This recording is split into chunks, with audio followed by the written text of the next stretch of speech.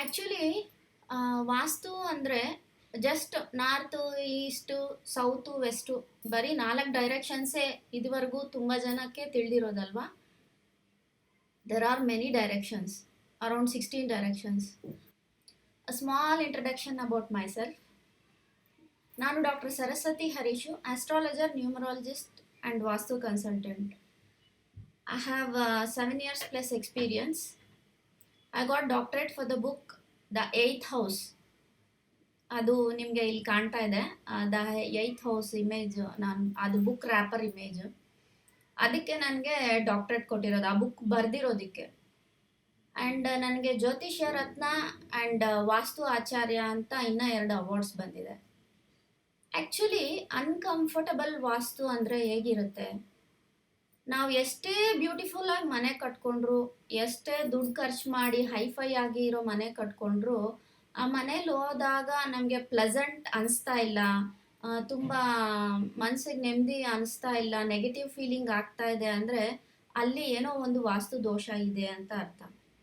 And ಚಿಕ್ಕ ಮನೆ ಆದರೂ ಸರಿ, ಅದು ತುಂಬ ಹ್ಯಾಪಿನೆಸ್ ಕೊಡುತ್ತೆ, ತುಂಬ ನೆಮ್ಮದಿ ತರುತ್ತೆ ಅಂತಂದರೆ ಅಲ್ಲಿ ಎಲ್ಲ 5 ಎಲಿಮೆಂಟ್ಸು ಬ್ಯಾಲೆನ್ಸ್ ಆಗಿದೆ, ವಾಸ್ತು ಎಲ್ಲ ಕರೆಕ್ಟಾಗಿದೆ ಅಂತ ಅರ್ಥ.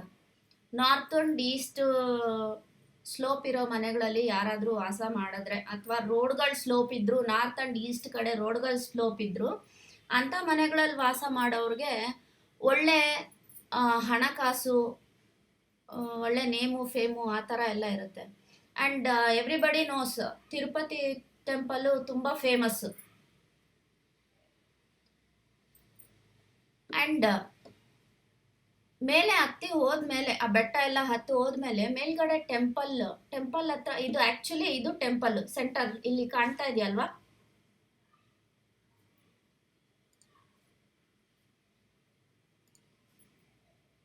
This is the temple,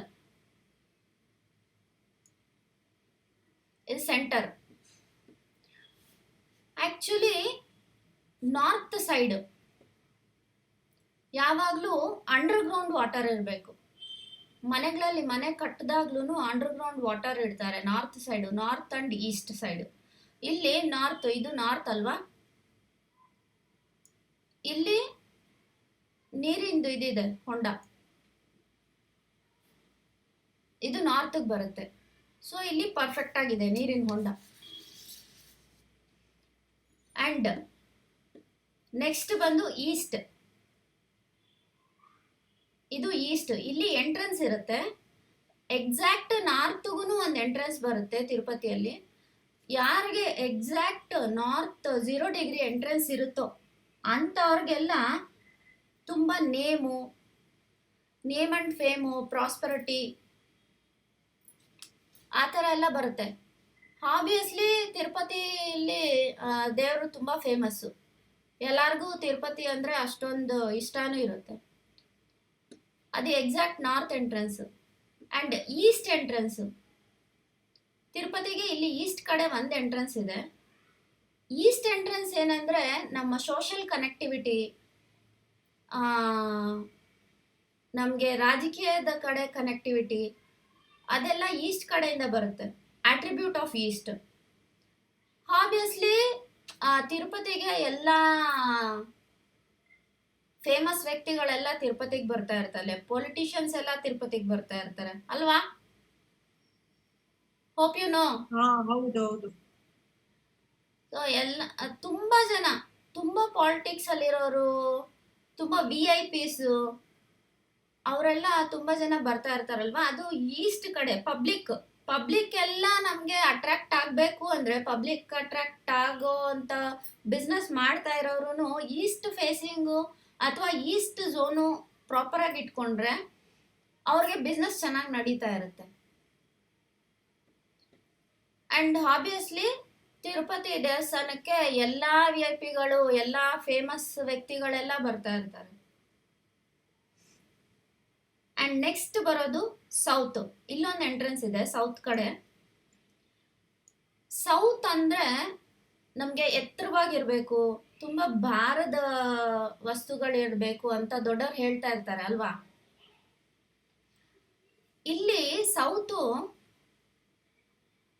entrance name fame ತಂದ್ಕೊಡುತ್ತೆ. ತುಂಬ ಫೇಮಸ್ ಬಿಸ್ನೆಸ್ ಮಾಡೋ ಅಂಥವರೆಲ್ಲ ಇಲ್ಲಿ ಬರ್ತಿರ್ತಾರೆ. ಆ್ಯಂಡ್ ಸೌತು ನೇಮು ಫೇಮು ಕೊಡೋದ್ರಿಂದ ಯಾರ್ಯಾರು ಎಸ್ಟಾಬ್ಲಿಷ್ಡ್ ಬಿಸ್ನೆಸ್ ಮಾಡೋ ಅಂಥವ್ರು ಇರ್ತಾರೋ ಅಂಥವರೆಲ್ಲ ಬಂದು ಆ್ಯಕ್ಚುಲಿ ತಿರುಪತಿಗೆ ತುಂಬ ಹಣ ಹಾಕೋದು, ತುಂಬ ಗೋಲ್ಡ್ ಎಲ್ಲ ಕೊಡೋದು, ಆ ಥರ ಎಲ್ಲ ಮಾಡ್ತಾ ಇರ್ತಾರೆ. ಕೇಳಿದಿರಲ್ವಾ? ಹಲೋ. ಹೌದು ಹೌದು ಹೌದು ಹೇಳಿ. ಸೊ ತುಂಬ ಜನ ಆ್ಯಂಡ್ ಹೇಳ್ಬೇಕಂದ್ರೆ ತಿರುಪತಿ ವೆಂಕಟೇಶ್ವರ ಸ್ವಾಮಿನ ಪಾರ್ಟ್ನರೇ ಮಾಡ್ಕೊಂಡ್ಬಿಟ್ಟಿರ್ತಾರೆ ಅವರು. They will donate in a percentage. ಹುಂಡಿಗೆ ತುಂಬ ದುಡ್ಡು ಹಣ ಹಾಕ್ತಾ ಇರ್ತಾರೆ, ಗೋಲ್ಡ್ ಹಾಕ್ತಾ ಇರ್ತಾರೆ ತುಂಬ ಜನ ಬಂದು. ಆ್ಯಂಡ್ ಅದು ಆ್ಯಕ್ಚುಲಿ ನ್ಯೂಸಲ್ಲೂ ತೋರಿಸ್ತಾ ಇರ್ತಾರೆ, ದಿಸಕ್ಕೆ ಇಷ್ಟು ಲಕ್ಷ ಜನ ಬಂದಿದ್ರು, ಇಷ್ಟಿಷ್ಟು ದುಡ್ಡು ಹಾಕಿದ್ದಾರೆ ಹುಂಡಿಗೆ ಅಂತೆಲ್ಲ ತೋರಿಸ್ತಾ ಇರ್ತಾರೆ. ಯಾವಾಗಾರು ತಿರುಪತಿ ನ್ಯೂಸ್ ತೋರಿಸಿದ್ರೆ ನೋಡಿ ಗೊತ್ತಾಗುತ್ತೆ. ಆ್ಯಂಡ್ ಇಲ್ಲಿ ಎಕ್ಸಾಕ್ಟ್ ಸೆಂಟರಿಂದ ಇಲ್ಲಿಗೆ ಸೌತ್ ವೆಸ್ಟ್ ಬರುತ್ತೆ. ಸೌತ್ ವೆಸ್ಟು ಇಲ್ಲಿ ತುಂಬ, ಈ ಸೌತ್ ವೆಸ್ಟಲ್ಲೆಲ್ಲ ತುಂಬ ದೊಡ್ಡ ದೊಡ್ಡ ಬೆಟ್ಟಗಳು ಎಲ್ಲ ಇದೆ. ಅದು ಸ್ಟೆಬಿಲಿಟಿ. ಸೌತ್ ವೆಸ್ಟ್ ಅಂದರೆ ಸ್ಟೆಬಿಲಿಟಿನ ತೋರಿಸುತ್ತೆ. ಯಾವಾಗ ನಮಗೆ ಸೌತು ಎತ್ತರದಲ್ಲಿರುತ್ತೆ, ಭಾರ ಜಾಸ್ತಿ ಇರುತ್ತೆ, ಅಂಥ ಮನೆಗಳೆಲ್ಲ ತುಂಬ ವರ್ಷಗಳ ಕಾಲ ಇರುತ್ತೆ. ಆ್ಯಂಡ್ ಆ ಮನೆಯಲ್ಲಿ ಬಾಳೋ ಅಂಥವ್ರು, ಆ ಮನೇಲಿ ವಾಸ ಮಾಡೋ ಅಂಥವ್ರೆಲ್ಲ ತುಂಬ ಎತ್ತರದ ಸ್ಥಾನಕ್ಕೆ ಹೋಗ್ತಾರೆ, ತುಂಬ ಹೆಸರು ಮಾಡ್ತಾರೆ. ಈ ಸೌತ್ ವೆಸ್ಟ್ ಏನಂದ್ರೆ ತುಂಬಾ ಜನನ ಅಟ್ರಾಕ್ಟ್ ಮಾಡುತ್ತೆ. And stability. ಈ ದೇವಸ್ಥಾನ ಸುಮಾರು ವರ್ಷಗಳಿಂದ ಫೇಮಸ್ ಅಲ್ವಾ?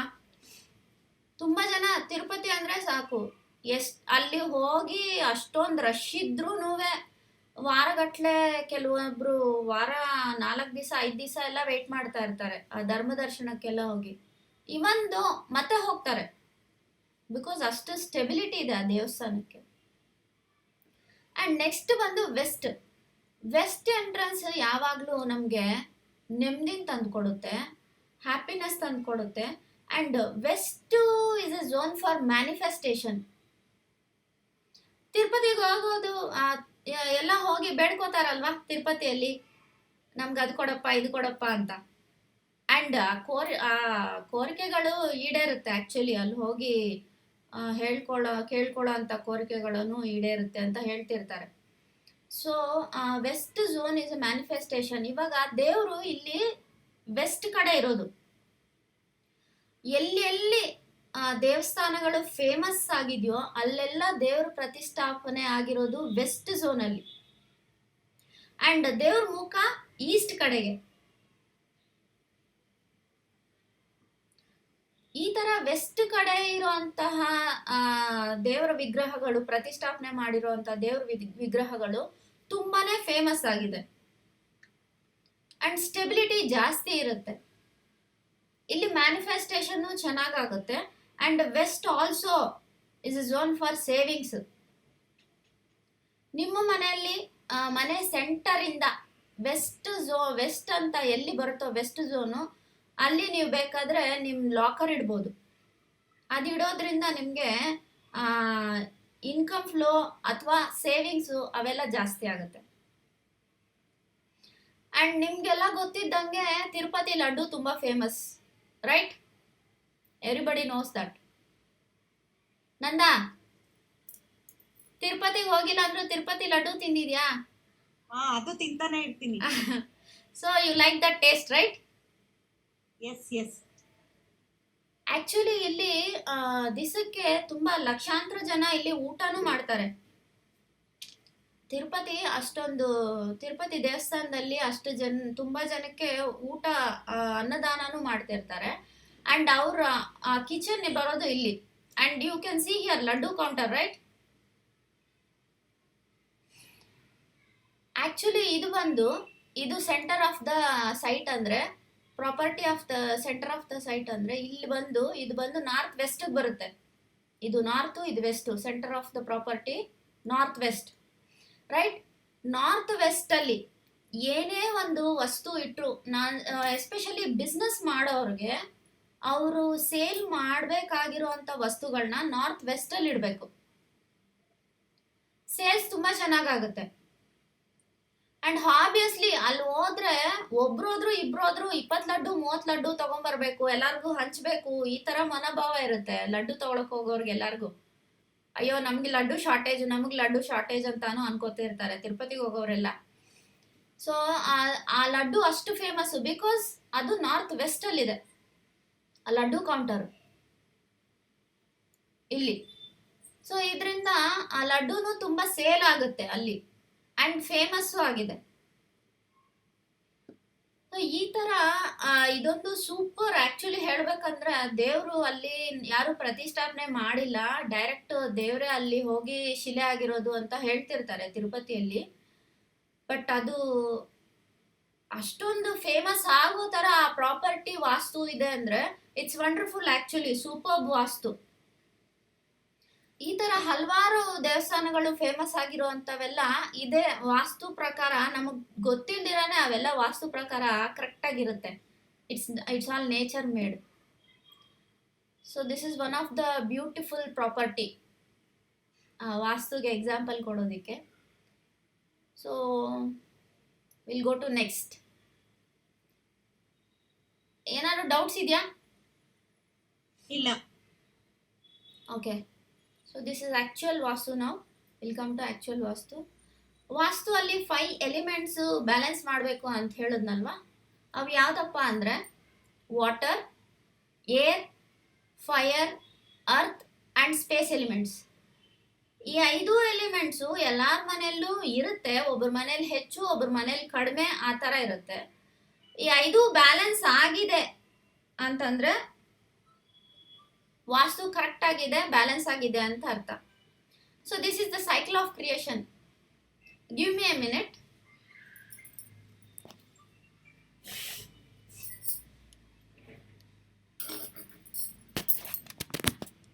ಸಾರಿ. ಸೈಕಲ್ ಆಫ್ ಕ್ರಿಯೇಷನ್ ಅಂದ್ರೆ ಏನು? ವಾಟರ್ ಅಲ್ಲಿ ನೀವು ಏರ್ ಇದೆ ಅಂತ ಒಪ್ಕೋತೀರಾ? Do you? ಒಂದು ಗ್ಲಾಸಲ್ಲಿ ವಾಟರ್ ಕೊಟ್ರೆ ಅದರಲ್ಲಿ ಏರ್ ಇರುತ್ತಾ ಇಲ್ವಾ? ಇರುತ್ತೆ. It will be there, right? Yes. ಹಾಗೆ ನಮಗೆ ಫೈರ್, ನಮಗೆ ಬೆಂಕಿ ಹತ್ಕೋಬೇಕು ಅಂದ್ರೆ ನಮ್ಗೆ ಏನ್ ಬೇಕು? ಗಾಳಿ ಡೆಫಿನೆಟ್ ಆಗಿ ಬೇಕು, ರೈಟ್? You need air. ಹೌದು. ಏರ್ ಇಲ್ಲ ಅಂದ್ರೆ ಫೈರ್ ಹತ್ಕೊಳ್ಳೋದಿಲ್ಲ. ಸೊ ಇವಾಗ ನಾವು ಫಾರ್ ಎಕ್ಸಾಂಪಲ್ ಕಟ್ಟಿಗೆಗಳೆಲ್ಲ ಹಾಕಿ ಬೆಂಕಿ ಹಚ್ಚಿರ್ತೀವಿ ಒಂದ್ ಕಡೆ. ನಾವು ಹಚ್ಚಿರೋ ಬೆಂಕಿ ಎಲ್ಲ ಆರೋದ್ರೆ ಏನಾಗುತ್ತೆ? ಬೂದಿ. That will again mix into earth. Fire forms earth again. And ಮತ್ತೆ ಸ್ಪೇಸ್ ಆಗುತ್ತೆ. Next element space. Again space ಅಲ್ಲಿ ಮತ್ತೆ ವಾಟರ್ ಇರುತ್ತೆ. So this is the cycle of creation. Elements cycle of creation. ಇದೇ ರೀತಿ ಅಪೋಸಿಟ್ ಇರುತ್ತೆ. Water element ಫೈರ್ನ ಇಲ್ಲಿದೆ ನೋಡಿ.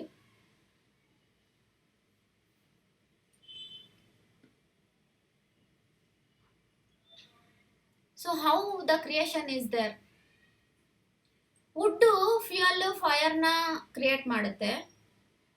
Fire forms earth. ವಾಲ್ಕೆನೋಸ್ ಬಂದಾಗ ಬೆಂಕಿ ಹಚ್ಕೊಂಡ್ರು ಅದು ಆಶ್ ಆಗಿ ಕ್ರಿಯೇಟ್ ಆದ್ರೆ ಮತ್ತೆ ಅದು ಅರ್ತ್ ಆಗಿ ಫಾರ್ಮ್ ಆಗುತ್ತೆ. ಅರ್ಥಲ್ಲಿ ನಮಗೆ ಮೆಟಲ್ಸ್ ಎಲ್ಲ ಸಿಕ್ಕತ್ತಲ್ವಾ? ಇನ್ಸೈಡ್ ದ ಅರ್ತ್ ಗಣಿಗಳಲ್ಲೆಲ್ಲ ನಮ್ಗೆ ಮೆಟಲ್ಸ್ ಸಿಕ್ಕತ್ತೆ ಅಲ್ವಾ? ಹಲೋ, ಕೇಳಿಸ್ತಿದ್ಯಾ? Please answer. ಸೊ ನಮ್ಗೆ ಭೂಮಿಯಲ್ಲಿ ನಮ್ಗೆ ಖನಿಜಗಳ ರೂಪದಲ್ಲಿ ಮೆಟಲ್ಸ್ ಎಲ್ಲ ಸಿಕ್ಕತ್ತೆ. ಮತ್ತೆ ಮೆಟಲ್ಸ್ ಅಲ್ಲಿ ಅದನ್ನ ಪೈಪ್ಗಳ ತರ ಕನ್ವರ್ಟ್ ಮಾಡಿ, ಬಕೆಟ್ ಮಾಡಿ, ನೀರಿನ ಬಕೆಟ್ ಅಥವಾ ಪೈಪ್ಗಳು ಈ ತರ ಎಲ್ಲ ಕನ್ವರ್ಟ್ ಮಾಡಿ ಅದರಲ್ಲಿ ವಾಟರ್, ನಮಗೆ ಮನೆಗಳಲ್ಲೆಲ್ಲ ವಾಟರ್ ಪೈಪ್ಸ್ ಅಲ್ಲೇ ತಾನೇ ಬರೋದು. ಸೊ ಮೆಟಲಿಂದ ವಾಟರೂ ನಾವು ಪಾಸ್ ಮಾಡ್ಬೋದು. ಅದೇ ರೀತಿ ವಾಟರು ವುಡ್ನ ಫೀಡ್ ಮಾಡುತ್ತೆ. ಇವಾಗ ನಾವು ಮರಗಳೆಲ್ಲ ಬೆಳೆಸ್ಬೇಕು, ಗಿಡಗಳು ಬೆಳೆಸ್ಬೇಕು ಅಂದರೆ ಅದಕ್ಕೆ ವಾಟರ್ ಹಾಕಲೇಬೇಕು. ಸೊ ಇವೆಲ್ಲ friendly. Water air friendly, air fire friendly, fire earth friendly, earth space friendly, and space is friendly for water. ಇದೆಲ್ಲ ಕ್ರಿಯೇಷನ್. ಇವಾಗ ಡಿಸ್ಟ್ರಾಕ್ಷನ್ ಬರುತ್ತೆ. ಮತ್ತೆ ಡಿಸ್ಟ್ರಾಕ್ಷನ್ ಏನಂದ್ರೆ ವಾಟರ್ ವಿಲ್ ಡಿಸ್ಟ್ರಾಕ್ಟ್ ಫೈರ್. ಇವಾಗ ಬೆಂಕಿ ಹತ್ಕೊಂಡಾಗ ನೀರ್ ಹಾಕಿದ್ರೆ ಫೈರ್ ಡಿಸ್ಟ್ರಾಕ್ಟ್ ಆಗುತ್ತಲ್ವಾ, ರೈಟ್? ಹೌದು. Air will distract earth. ಸುಂಟ್ರ ಗಾಳಿಗಳೆಲ್ಲ ಬಂದ್ರೆ ನಮ್ಮ ಭೂಮಿ ಮೇಲೆ ಹೆಂಗಾರು ಆಗ್ಬೋದು. ಇವಾಗ ಜಾಸ್ತಿ ಗಾಳಿ, ಮಳೆ ಬಂದಾಗ, ಗಾಳಿ ಬಂದಾಗ ಅರ್ಥಲ್ಲಿ ಏನಾದ್ರು ಆಗ್ಬೋದು. ಸೇಮ್ ಅರ್ತ್ ವಾಟರ್ನ ಡಿಸ್ಟ್ರಾಕ್ಟ್ ಮಾಡುತ್ತೆ. ಇವೆಲ್ಲ opposition. Water and fire, water fire, air earth, ಮತ್ತೆ ಅರ್ತ್ ವಾಟರ್,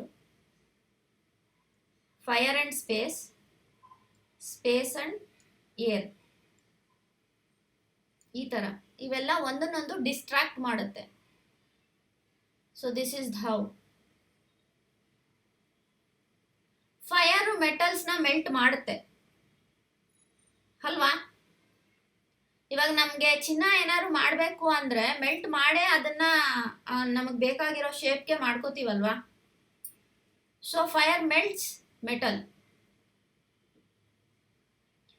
ಅದೇ ರೀತಿ ಇವಾಗ metal penetrates wood.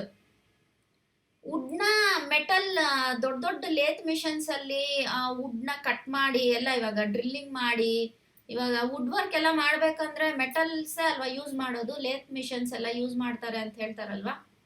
So missionaries ಅಲ್ಲೇ ವುಡ್ನ ಎಲ್ಲ ಕಟ್ ಮಾಡೋದು. So metal spoils wood. Wood separates earth. Wood ಹೇಗೆ ಸಪ್ರೇಟ್ ಮಾಡುತ್ತೆ ಅರ್ಥನ? Anybody can answer?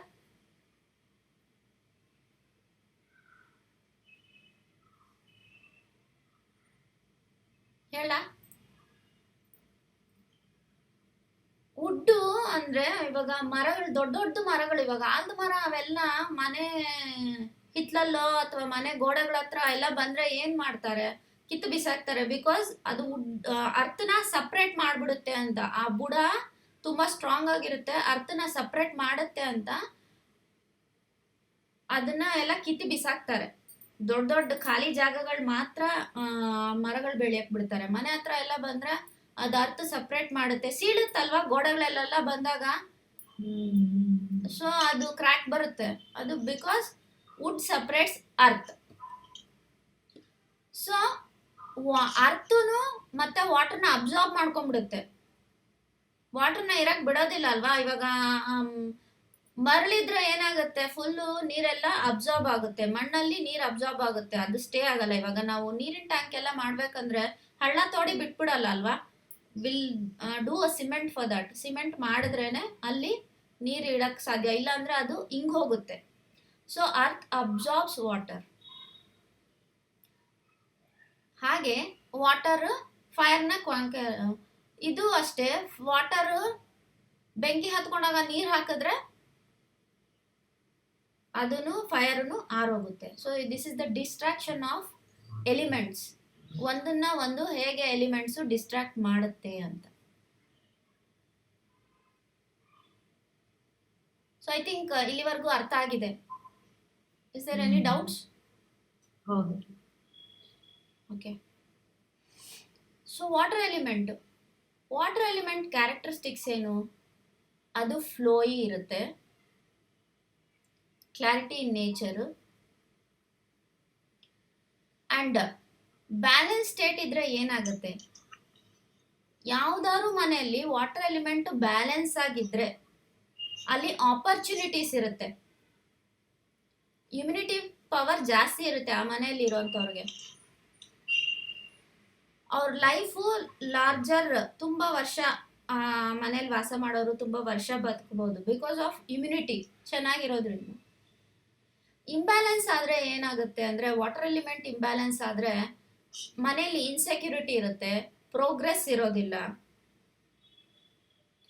ಇಮ್ಯುನಿಟಿ ಇರೋದಿಲ್ಲ. ಯಾವಾಗ ನೋಡಿದ್ರು ನೆಗಡಿ, ಜ್ವರ, ಬಾಡಿ ವೀಕ್ನೆಸ್, ಹೆಲ್ತ್ ಪ್ರಾಬ್ಲಮ್ಸು ಇವೆಲ್ಲ ಮನೆಯಲ್ಲಿ ವಾಟರ್ ಎಲಿಮೆಂಟ್ ಇಂಬ್ಯಾಲೆನ್ಸ್ ಆಗೋದ್ರಿಂದ ಬರುತ್ತೆ. ಆ್ಯಂಡ್ ವಾಟರ್ ಎಲಿಮೆಂಟ್ ಡೈರೆಕ್ಷನ್ ಬಂದು ನಾರ್ತ್, ಕಲರ್ ಬಂದು ಬ್ಲೂ ಕಲರ್.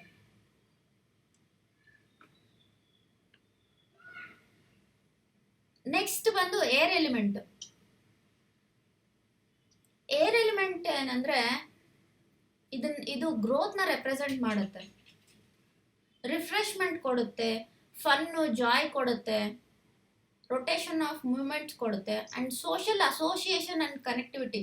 ಯಾರ್ಯಾರಿಗೆ ಫಾರ್ ಎಕ್ಸಾಂಪಲ್ ಯಾರ್ಯಾರು ಪಾಲಿಟಿಕ್ಸಲ್ಲಿ ಇರ್ತಾರೆ ಆ್ಯಂಡ್ ಸೋಷಿಯಲ್ ಕನೆಕ್ಟಿವಿಟಿ ಇರುವಂಥ ಬಿಸ್ನೆಸ್ಗಳು ಮಾಡ್ತಾ ಇರ್ತಾರೆ ಅಂಥವ್ರಿಗೆಲ್ಲ ಈಸ್ಟ್ ಝೋನು ಬ್ಯಾಲೆನ್ಸ್ ಆಗಿರಬೇಕು. ಇಲ್ಲ ಅಂದರೆ ಅವ್ರಿಗೆ ಬಿಸ್ನೆಸ್ಸಲ್ಲಿ ಪ್ರಾಬ್ಲಮ್ ಬರುತ್ತೆ, ಆ್ಯಂಡ್ ಪಾಲಿಟಿಕ್ಸಲ್ಲಿ ಯಾರಾದರೂ ಪಾಲಿಟಿಕ್ಸಲ್ಲಿ ಇದ್ದರೆ ಅವ್ರಿಗೆ ಪಾಲಿಟಿಕ್ಸಲ್ಲಿ ಪ್ರಾಬ್ಲಮ್ ಬರುತ್ತೆ. ಬಿಕಾಸ್ ಸೋಷಿಯಲ್ ಕನೆಕ್ಟಿವಿಟಿ ತುಂಬ ಜಾಸ್ತಿ ಮಾಡೋದು ಈಸ್ಟ್ ಝೋನು. ಅಲ್ಲಿ ವಾಸ ಮಾಡೋವಂಥವ್ರು ತುಂಬ ಕರೇಜಿಯಸ್ ಆಗಿರ್ತಾರೆ. ಅವರು ಎಂಥ ಗ್ರೋತ್ಗೋಸ್ಕರ ಎಂಥ ರಿಸ್ಕ್ ಆದರೂ ತೊಗೊಳಕ್ಕೆ ರೆಡಿ ಇರ್ತಾರೆ, ತುಂಬ ಬೋಲ್ಡ್ ಆಗಿರ್ತಾರೆ. ಅದೇ ಅರ್ಥದಲ್ಲಿ ಏರ್ ಎಲಿಮೆಂಟು ಇಂಬ್ಯಾಲೆನ್ಸ್ ಆಗಿರೋಂಥ ಮನೆಗಳಲ್ಲಿ ಅವ್ರಿಗೆ ಸ್ಟ್ರಬನ್ ಆಗಿರ್ತಾರೆ, ತುಂಬ ಆಂಗ್ರಿ. ಇಂಬ್ಯಾಲೆನ್ಸ್ ಅಂದ್ರೆ ಏನ್ ಸರಸ್ವತಿ? ಇಂಬ್ಯಾಲೆನ್ಸ್ ಅಂದರೆ ಆ್ಯಕ್ಚುಲಿ ಎಲಿಮೆಂಟ್ಸು ಎಷ್ಟು ಇರಬೇಕು ಅಷ್ಟೇ ಇದರಲ್ಲಿ ಇರಬೇಕು. ಫಾರ್ ಎಕ್ಸಾಂಪಲ್ಲು ಮನೇಲಿ ನಾವು ಯಾವ ಥರ ಚೆಕ್ ಮಾಡ್ತೀವಂದ್ರೆ ಅದು ಗ್ರಾಫ್, ನಿಮ್ಮದು ಮನೆ ಪ್ಲ್ಯಾನ್ ಇರುತ್ತಲ್ವಾ, ಆ ಪ್ಲ್ಯಾನ್ನ ಗ್ರಾಫ್ ಮಾಡಿ ಯಾವ ಎಲಿಮೆಂಟ್ ಜಾಸ್ತಿ ಇದೆ, ಯಾವ ಎಲಿಮೆಂಟ್ ಕಡಿಮೆ ಇದೆ ಅಂತ ಚೆಕ್ ಮಾಡ್ತೀವಿ.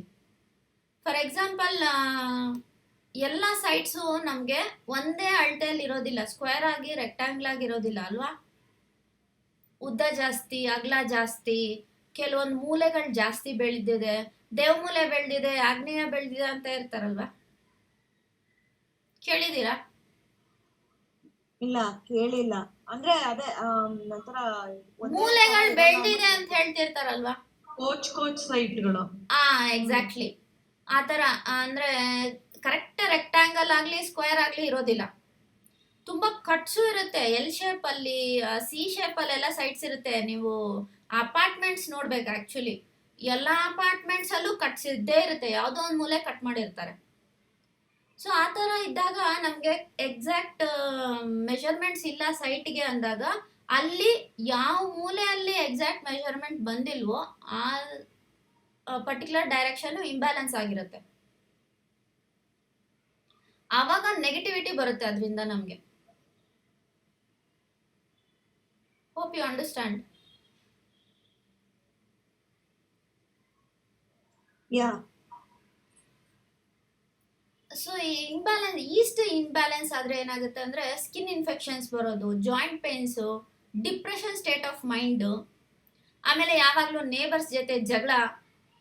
ನಾನು ಹೇಳಿದ್ನಲ್ವಾ, east is responsible for social connectivity ಅಂತ. ಈಸ್ಟ್ ಇಂಬ್ಯಾಲೆನ್ಸ್ ಆದರೆ ನೇಬರ್ಸ್ ಜೊತೆ ಜಗಳಗಳು ಜಾಸ್ತಿ ಆಗ್ತಾ ಇರುತ್ತೆ. ಆ್ಯಂಡ್ ಈಸ್ಟ್ ಝೋನ್ ಕಲರ್ ಬಂದು green colour. Air element direction ಬಂದು ಈಸ್ಟ್.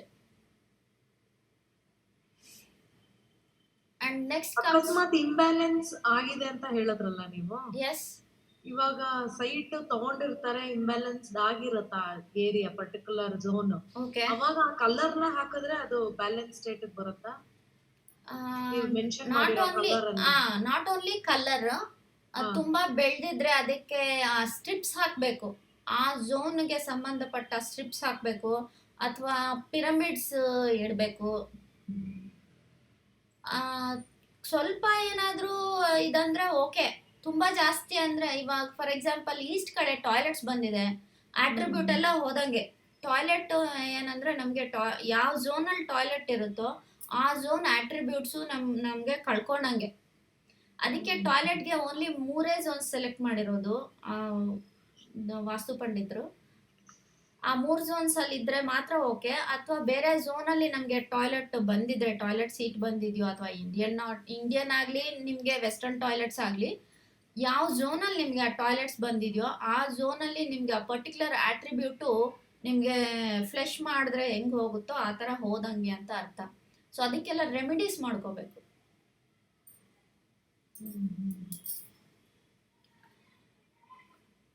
ಸೊ ನೆಕ್ಸ್ಟ್ ಬಂದು fire element. Fire represents spark, passion in life. ಇದು ನಮಗೆ ಲಿಕ್ವಿಡ್ ಕ್ಯಾಶು ಆಗುತ್ತೆ. ಯಾರು ಡೈಲಿ ಬಿಸ್ನೆಸ್ ಮಾಡ್ತಾ ಇರ್ತಾರಲ್ವಾ, ಡೈಲಿ ದುಡ್ಡು ತಗೊಳ್ಳೋದು ಕೊಡೋಂಥ ಬಿಸ್ನೆಸ್ಗಳು, for example departmental stores, malls, ಈ ಥರ ದಿಸ ವ್ಯಾಪಾರ ಮಾಡೋ, ದಿಸ ದುಡ್ಡು ನೋಡೋ ಅಂತ ವ್ಯಾಪಾರ ಮಾಡ್ತಾ ಇರ್ತಾರೆ, ಸಣ್ಣ ಸಣ್ಣ ವ್ಯಾಪಾರ ಮಾಡ್ತಾ ಇರ್ತಾರಲ್ವಾ, ಅವ್ರಿಗೆಲ್ಲ ಈ ಝೋನ್ ತುಂಬ important. South East zone. South East ಏನಾದ್ರು ಪ್ರಾಬ್ಲಮ್ ಇದ್ದರೆ ಅವ್ರಿಗೆ ಕ್ಯಾಶ್ ಇನ್ಫ್ಲೋ ಇರೋದಿಲ್ಲ, ಲಿಕ್ವಿಡ್ ಕ್ಯಾಶ್ ಅವ್ರು ನೋಡೋಕ್ಕಾಗೋದಿಲ್ಲ.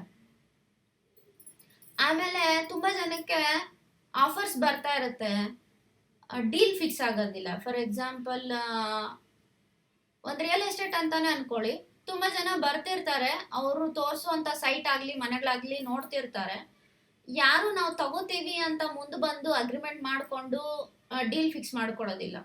ಅಂಥವ್ರಿಗೆ ಸೌತ್ ಈಸ್ಟ್ ಝೋನ್ ಪ್ರಾಬ್ಲಮ್ ಇರುತ್ತೆ. ಇನ್ನು ಮದುವೆ ಸಂಬಂಧ ನೋಡ್ತಿರ್ತಾರೆ, ಸಂಬಂಧಗಳು ಬರ್ತಾ ಇರುತ್ತೆ, ಒಳ್ಳೆ ಸಂಬಂಧಗಳು ಬರೋದಿಲ್ಲ ಅಂದರೆ ನಾರ್ತ್ ಝೋನ್ ಪ್ರಾಬ್ಲಮ್ಮು. ಬಂದರೂ ಫಿಕ್ಸ್ ಆಗ್ತಾ ಇಲ್ಲ, ಸೌತ್ ಈಸ್ಟ್ ಝೋನ್ ಪ್ರಾಬ್ಲಮ್. ಯಾವುದಾದ್ರೂ ಡೀಲ್ ಫಿಕ್ಸ್ ಆಗ್ತಾ ಇಲ್ಲ, ಅದು ಬಿಸ್ನೆಸ್ ಆಗ್ಬೋದು, ಮದುವೆ ಆಗ್ಬೋದು, ಎನಿಥಿಂಗ್ ಡೀಲ್ ಫಿಕ್ಸ್ ಆಗ್ತಾ ಇಲ್ಲ. ಎಂಗೇಜ್ಮೆಂಟ್ವರೆಗೂ ಬರ್ತಾರೆ, ಎಂಗೇಜ್ಮೆಂಟ್ ನಿಲ್ಲಿಸ್ಬಿಡ್ತಾರೆ, ಎಂಗೇಜ್ಮೆಂಟ್ ಆಗೋದಿಲ್ಲ, ಸೌತ್ ಈಸ್ಟ್ ಝೋನ್ ಪ್ರಾಬ್ಲಮ್ಮು. ಕೆಲವೊಬ್ರಿಗೆ ಸೌತ್ ಈಸ್ಟ್ ಝೋನಲ್ಲಿ ಕಲರ್ಸ್, ಫೈರ್ ಎಲಿಮೆಂಟ್ಗೆ ವಾಟರ್ ಎಲಿಮೆಂಟು ಆ್ಯಂಟಿ ಅಲ್ವಾ, ನಿಮ್ಗೆ ಇವಾಗ ತೋರಿಸಿದ್ನಲ್ವಾ ಡಿಸ್ಟ್ರಾಕ್ಷನ್ ಅಂತ. ಆ ಥರ ಫೈರ್ ಎಲಿಮೆಂಟ್ ಪ್ಲೇಸಲ್ಲಿ ನಿಮಗೆ ಸೌತ್ ಈಸ್ಟಲ್ಲಿ ನೀವು ಬ್ಲೂ ಕಲರ್ಸ್ ಜಾಸ್ತಿ ಹಾಕೋದು, ಬ್ಲೂ ಕಲರ್ ಪೇಂಟಿಂಗ್ ಮಾಡೋದು, ಅಥವಾ ಬ್ಲೂ ಕಲರ್ ವಸ್ತುಗಳನ್ನ ಅಲ್ಲಿಡೋದು ಮಾಡಿದ್ರೂ ನಿಮಗೆ ಅದು ಇಂಬ್ಯಾಲೆನ್ಸ್ ಆಗುತ್ತೆ. ವಸ್ತುಗಳೂ ಎಫೆಕ್ಟ್ ಮಾಡುತ್ತೆ. ನೀವು ಕೇಳಿದಿರಾ, ಆ್ಯಕ್ಚುಲಿ ನೀವು ಅಬ್ಸರ್ವ್ ಮಾಡಿ, 10 ವರ್ಷದಿಂದ ನಮ್ಮ ದೊಡ್ಡವರಿದ್ದಾರೆ, ಚೆನ್ನಾಗೇ ಇದ್ರು ಈ ಮನೆಯಲ್ಲಿ, ನಮ್ಗೇನಾಗುತ್ತೆ, ಅವ್ರಿಗೆಲ್ಲ ಚೆನ್ನಾಗಿದೆ, ನಮ್ಗೇನಾಗುತ್ತೆ, ನಾವು ಚೆನ್ನಾಗೇ ಇರಬೇಕಲ್ವಾ ಅಂತ ತುಂಬ ಜನ ಅಂತ ಇರ್ತಾರೆ. ನಾವು ನಂಬೋದಿಲ್ಲ ಇವೆಲ್ಲ ಅಂತ. ನೀವೊಂದು ಸೋಫಾ, ಮನೆಗೊಂದು ಹೊಸ ಸೋಫಾ ತಗೊಂಬಂದ್ರು, ಒಂದು ಫ್ರಿಡ್ಜ್ ತಗೊಂಬಂದ್ರು, ಅದ್ರ ಪ್ಲೇಸ್ಮೆಂಟೂ ಇಂಪ್ಯಾಕ್ಟ್ ಮಾಡುತ್ತೆ ನಿಮ್ಮ ಮನೆ ವಾತಾವರಣದ ಮೇಲೆ. ಒಂದು ವಸ್ತು ಒಂದು ಕಡೆಯಿಂದ ಇನ್ನೊಂದು ಕಡೆಗೆ ಶಿಫ್ಟ್ ಮಾಡಿದ್ರು ಆ ಇಂಪ್ಯಾಕ್ಟ್ ಮಾಡುತ್ತೆ. ಎಕ್ಸಾಂಪಲ್ ನಿಮಗೆ ನಿಮಗೆ ನಾರ್ತ್ ಝೋನ್ ಬಂದು ಬ್ಲೂ ಕಲರ್, ನಾರ್ತ್ ಝೋನಲ್ಲಿ ರೆಡ್ ಕಲರ್ ಪೇಂಟ್ ಒಂದು ವಾಲ್ ಫುಲ್ಲು, ಇವಾಗ ಹೊಸದಾಗಿ ತುಂಬ ಜನ ಮಾಡಿಸ್ತಾ ಇದ್ದಾರೆ, ಒಂದು ಗೋಡೆ ಫುಲ್ಲು ಒಂದು ಕಲರ್ ಪೇಂಟ್ ಮಾಡಿಸ್ಬಿಡ್ತಾರೆ. North zone full fire element ಆಗಿರುವಂಥ ರೆಡ್ ಕಲರ್ ತೊಗೊಂಡೋಗಿ ನಾರ್ತ್ ಕಡೆ ನೀವು ಪೇಂಟ್ ಮಾಡಿಸ್ಬಿಟ್ರೆ ಆ ಮನೇಲಿ ತುಂಬ ಕಾಯಿಲೆಗಳು ಬರ್ತಾ ಇರುತ್ತೆ, ತುಂಬ ಹಾಸ್ಪಿಟಲ್ಗೆ ಇಡ್ತಾ ಇರ್ತಾರೆ. ತುಂಬ ಅವ್ರು ಸಂಪಾದನೆ ಮಾಡೋದ್ರಲ್ಲಿ ತುಂಬ ದುಡ್ಡು ಹಾಸ್ಪಿಟಲ್ಗೆ ಖರ್ಚು ಮಾಡಬೇಕಾಗುತ್ತೆ, ಹೆಲ್ತ್ ಪ್ರಾಬ್ಲಮ್ಸ್ ಬಂದ್ಬಿಡುತ್ತೆ, ನೆಮ್ಮದಿ ಇರೋದಿಲ್ಲ. ಸೊ ಆ್ಯಂಟಿ ಎಲಿಮೆಂಟ್ಸ್ ಇರುವಂತಹ ಕಲರ್ಸು ನಾವು ಯೂಸ್ ಮಾಡಬಾರ್ದು ಆ ಝೋನ್ಸಲ್ಲಿ. ಆ ಪರ್ಟಿಕ್ಯುಲರ್ ಝೋನ್ಗೆ ಅದರದ್ದೇ ಶೇಡ್ಸ್ ಆಗಿರುವಂಥ ಕಲರ್ಸ್ ಯೂಸ್ ಮಾಡಿದ್ರೆ ಬೆಸ್ಟು. ಅಥವಾ ಮನೆ ಫುಲ್ಲು ಲೈಟ್ ಲೈಟ್ ಕಲರು ಮಾಡಿಸಿದ್ರೆ ಬೆಸ್ಟ್. ಕರ್ಟನ್ಸು ಅಷ್ಟೇ, dark colour curtains, dark red, pink, ಈ ಥರ ಕರ್ಟನ್ಸ್ ಎಲ್ಲ ನಾರ್ತ್ ಕಡೆ ಹಾಕಬಾರ್ದು. ಆವಾಗ್ಲೂ ಆ ಎಲಿಮೆಂಟ್, ಆ ಪರ್ಟಿಕ್ಯುಲರ್ ನಾರ್ತ್ ಎಲಿಮೆಂಟು ಇಂಬ್ಯಾಲೆನ್ಸ್ ಆಗಿಬಿಡುತ್ತೆ, ವಾಟರ್ ಎಲಿಮೆಂಟ್ ಇಂಬ್ಯಾಲೆನ್ಸ್ ಆಗುತ್ತೆ. ಆ್ಯಂಡ್ ಫೈರ್ ಎಲಿಮೆಂಟ್ ಅಂದರೆ ಪವರ್, ಸ್ಟ್ರೆಂತು, ಕಾನ್ಫಿಡೆನ್ಸ್ ಕೊಡುತ್ತೆ. ಆ್ಯಂಡ್ ಕ್ಯಾಶು, ಮನಿ ಕೊಡೋದು ಫೈರ್ ಎಲಿಮೆಂಟೇ.